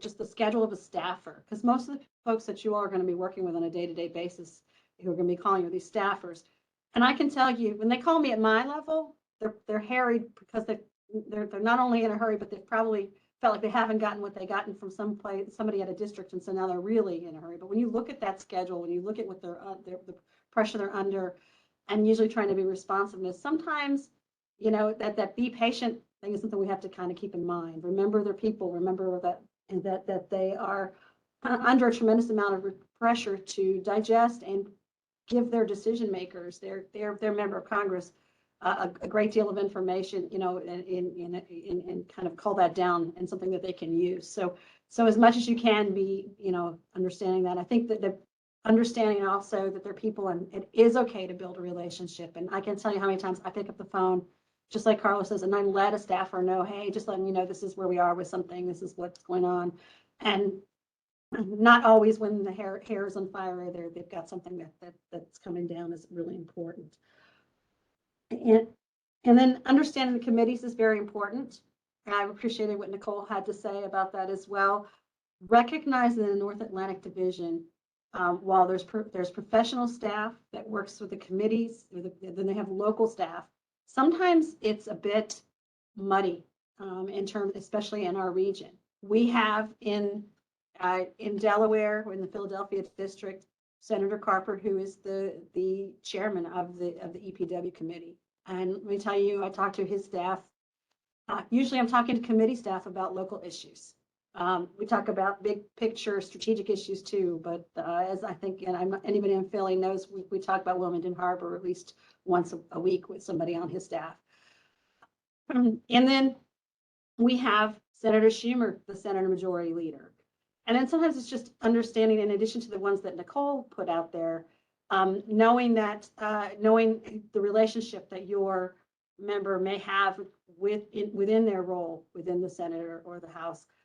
For example, I know Norfolk gets a lot of questions around defense with Senator Warner. He is also on the Senate Intelligence Committee, and I have been in meetings with him where we're talking about the ports, and then he'll turn around and talk about Ukraine while the cameras are rolling. And those are just things to just have that situational awareness about. The more you understand that, I think the better you are in responding. But I think all the points are great. I really appreciate this panel bringing these issues up. And I'm going to stop now, and we can let them either comment on anything I had to say, or we can open it up for questions from the audience.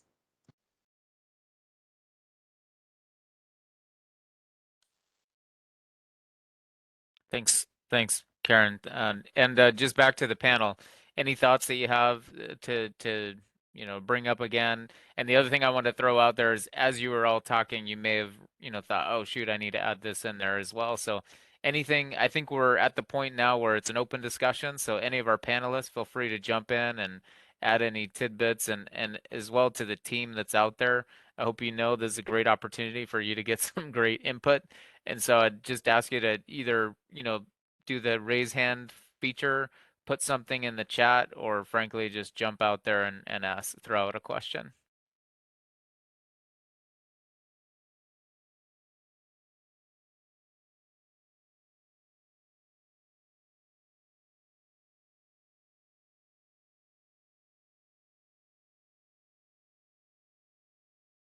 I'll piggyback real quick on Ms. Baker's comment about we're an executive branch agency, right? We're an extension of the president at the end of the day. I think we lose sight of that. This panel is about congressional engagement. Sometimes we get wrapped up, answering Congress's questions to the point that we think we actually work for them. They're funding us. They're asking us the questions. But at the end of the day, everything we do, from the DA intern level up to Mr. Connor in the ASA's office, is an executive branch action, and we got to make sure we're always aligned. Over. Thanks, Ryan. Looks like we've got a question from Amy or Richard. Yeah, thanks. I'd like to get the panel's thoughts on managing. So relationships are really important, as we all pointed out. Managing transitions. So do you ever get feedback, I guess, from congressional staffers that, oh, you guys change out so much in the Corps of Engineers? For example, here, I'm in an acting position. We had someone, John Dunleavy, he worked very closely and had relationships. I'm just curious what your thoughts are on managing those relationships, and if you have any, best practices. Over.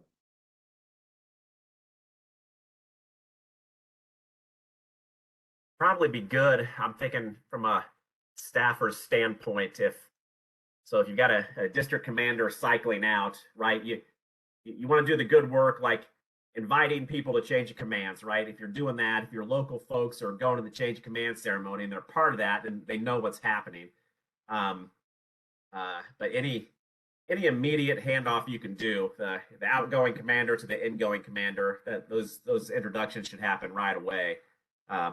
Most of them are in the summer, right? So it's tough. You're doing budget visits in April and May, and then a change of commands in June or July. But you definitely want to do them as soon as you can to make sure that folks are aware who's leading a district, and even at the PM level, right? If you're a PM that is constantly engaged with a certain staffer at a local district office, and you're leaving for another opportunity, you want to transition that to the next person, or to the interim backfill, and make that introduction so that there's no break. Over.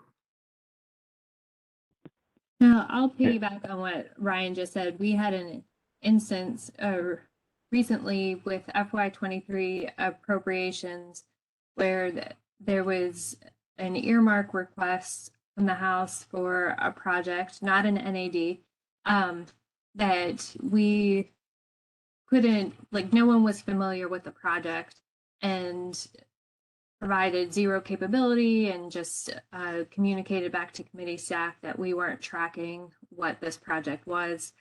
And it just resulted in a lot of back and forth and frustration because the committee staff had heard from the member's office about they had had interaction with the Corps, they had that the non-federal sponsor had had interaction with the Corps, and it took several days to sort of unwind what was going on. And it seems that someone had retired and the conversations that had happened about a particular project were, you know, a little bit dated, but there wasn't a continuity of the connection, and the member's office and the non-federal sponsor just couldn't wrap their head around, you know, they hadn't talked to anyone in about a year or so, but not having another point of contact to pass them to, it just resulted in lots of he said, she said, and going in circles. So I would echo the recommendation to have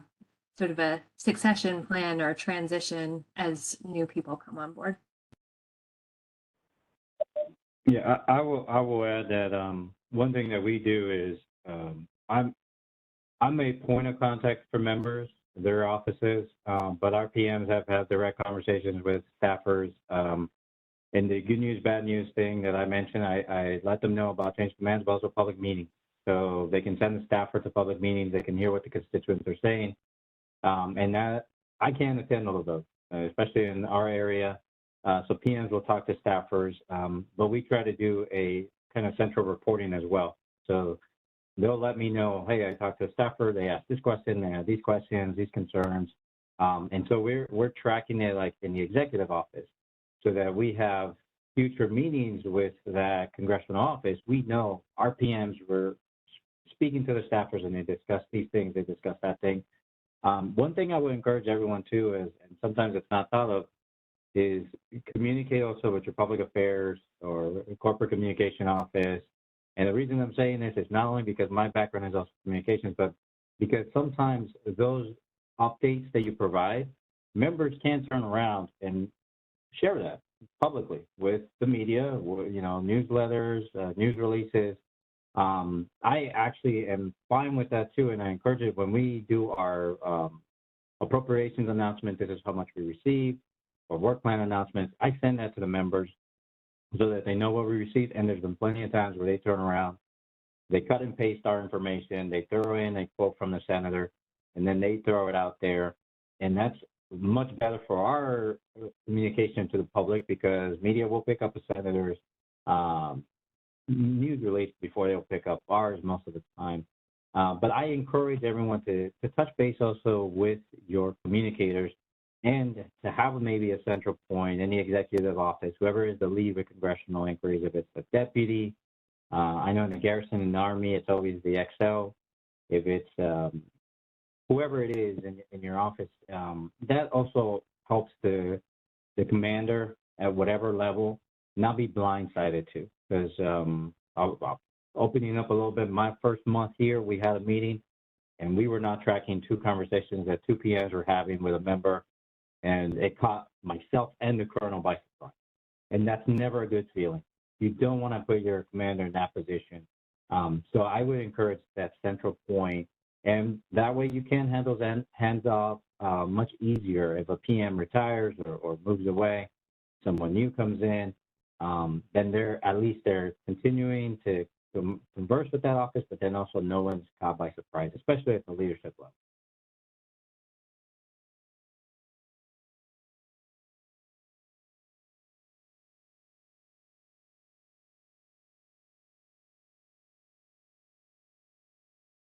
Thanks for that, Carlos. Just to piggyback on that, so you have some PMs that are already engaging with, with these staffers, or, maybe they have a communications background, maybe they don't.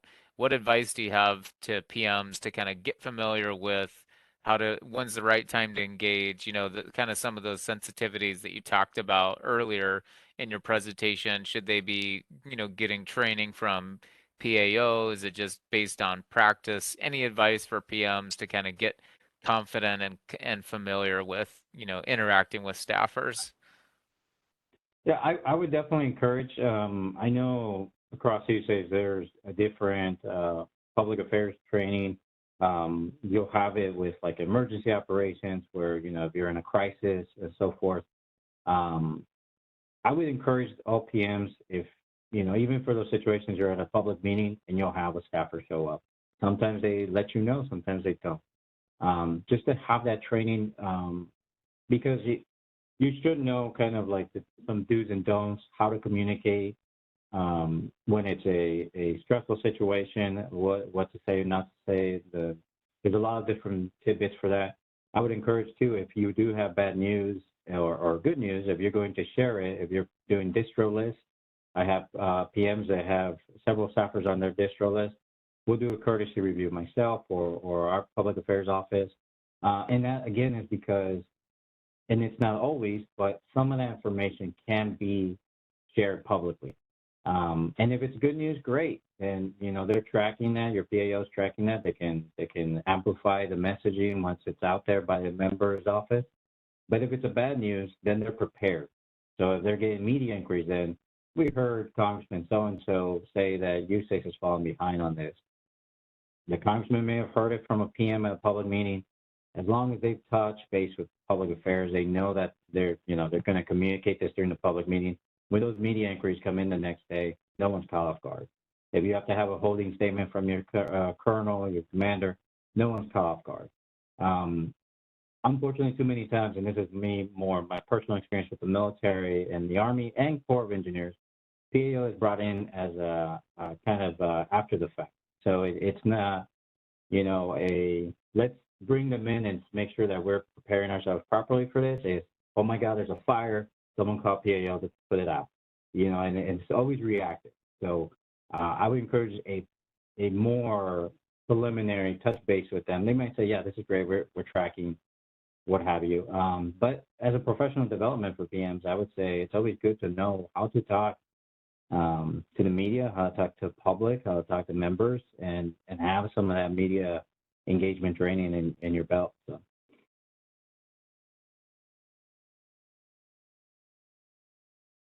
Thanks, Carlos. That goes right in hand with the PAO chiefs that earlier in this presentation, they said exactly the same thing, to get engaged early and not, treat PAO as when there's a fire, come and get them and knock on the door, but be engaged throughout the delivery process. Great.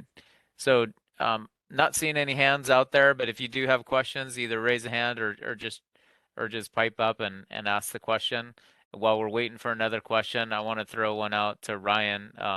I think, Ryan, I had like a deja vu when I saw you on the screen. I was like, I've seen you somewhere. And I think it was in your last position. And when I was in Seattle District, you came through in that capacity, as a congressional appointee, or I'm not sure what the position was. But one of the things that I remember you talked about is we, the Corps of Engineers, we're not lobbyists per se, but my question is are there things that we leave on the table, things that we could make more effort to get, get out there, get traction, without necessarily coming across as a lobbyist, but what do you see where we're like, hey, we could just spend a little bit of effort and have a lot of value by jumping into an arena?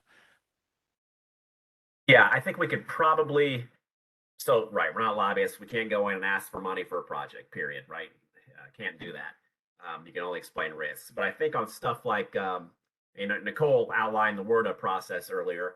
And right now, Nicole's team and me at the RIT have been hammering every PM with requests for technical assistance, and fact sheets, and all this stuff, preparing for the WRDA bill.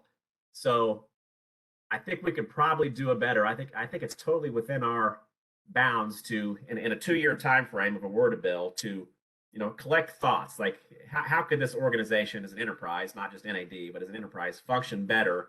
What are the things we would need in a WRDA bill, the legal things that would help us work better? I think if we carried those 3 or 4 ideas to Congress. We have to work those through the administration, right? They can't be our own thing. We'd have to have the Secretary's office okay them. But I think it would work a little bit better that way, and then we wouldn't get slammed with all the requests. Ideally, we're working 2 years ahead as opposed to the last 6 months before a word bill where we're cramming everything in. If we know ahead of time what a member's interests are, we can be working with them on that technical drafting well in advance of a word over.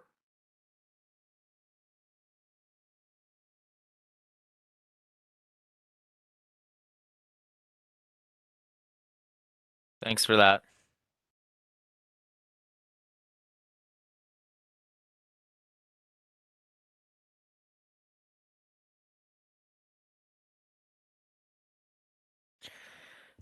Well, again, opening up to any questions, but I think appreciate the panelists. You're staring into a blank screen and don't know what what everyone's thinking or interested in. But we do have about 10 minutes left before we completely close off. So it looks like Mrs. Baker's coming on, so we'll let you jump in. But beyond that, I wanted to just give an opportunity to have each of you three have a minute to kind of closing comments and go through some thoughts and any last words of wisdom. But go ahead, Ms. Speaker.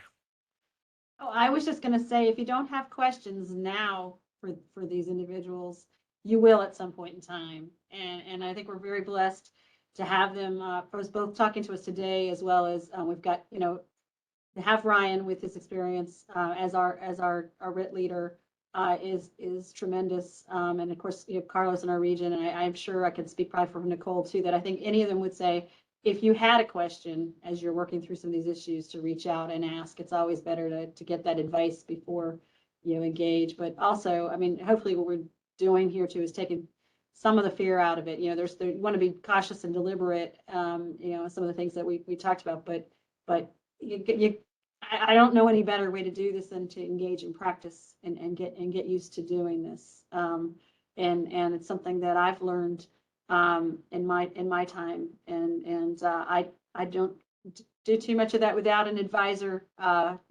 either with me or at least talking to me before I make that phone call. But I'm sure that I can speak for them all, that they would welcome you to reach out to them if you had other questions as you were working through issues in your area. But again, thank you all 3 of you for being here, and I will pause now so that they can make final comments and if we have any other questions.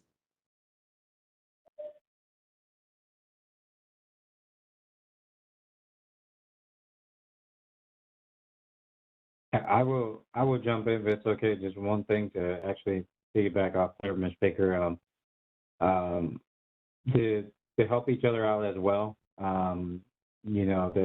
Again, the core is confusing. Our boundaries confusing as well. We have our military construction and civil, regulatory, emergency management. There's been plenty of times within NAD and other divisions too, where I have members call me and say, "Is this you?" Or "This is our issue. Is this you?" Or "Is this another district?" Be resourceful. Find out who the point of contact is at the other district. Don't just say it's the other district or it's the other division. Try to find them that point of contact. I've gone as far as facilitate meetings with other PMs and other offices and say, "It's not me."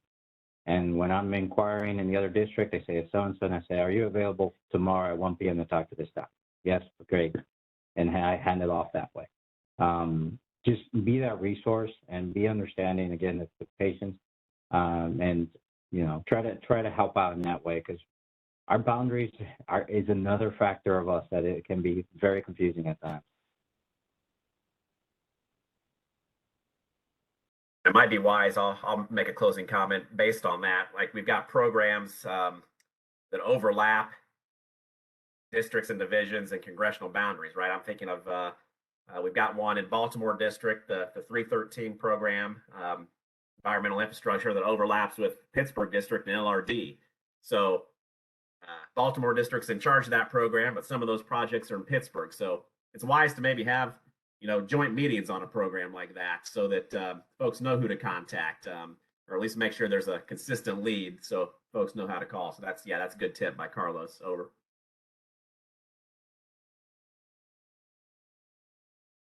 Thank you both. And it looks like we've got one brave soul. Tony, did you have a question? Or maybe you just turned your video on. Okay. All right, go ahead, Nicole. I just wanted to say thanks for the opportunity to participate today. I appreciate it. And thanks too for all of the assistance that you've been providing with all the requests that Future Directions has been circulating.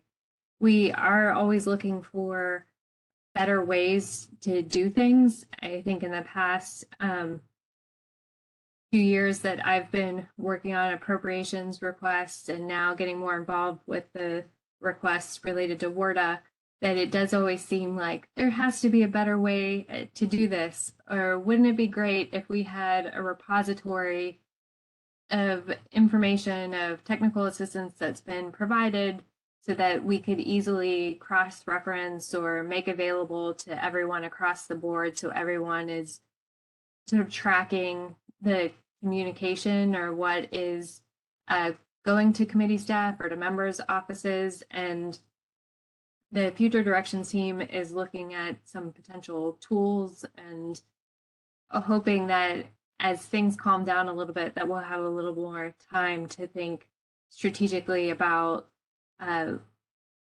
processes and how things might work a little bit better, and are always open to feedback and suggestions and welcome questions too. Thank you. Thank you so much. Thanks again for the panel, for the three individuals that took your time out to be with us today. Thanks to Mrs. Baker for jumping in and providing a lot of content for this discussion as well. And we're closing out on time, so that's a great day, great success. We're gonna head back out. We're gonna meet back up tomorrow at the same time. 8 o'clock is when we'll kick off.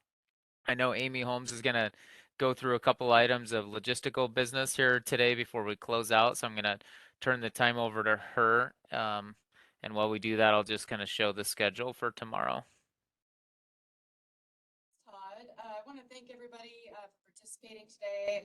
Those of you that are still on the line, and hope you can join us again tomorrow morning. We're going to have another great panel. We're going to talk about engineering construction and project manager and program manager synergies. We're going to have several panel members representing E&C community, contracting, and PM. Basically, we have a lot of time blocked off. We're going to have some really great discussions. And then we're going to have a great session on the new environmental justice implementation guidance.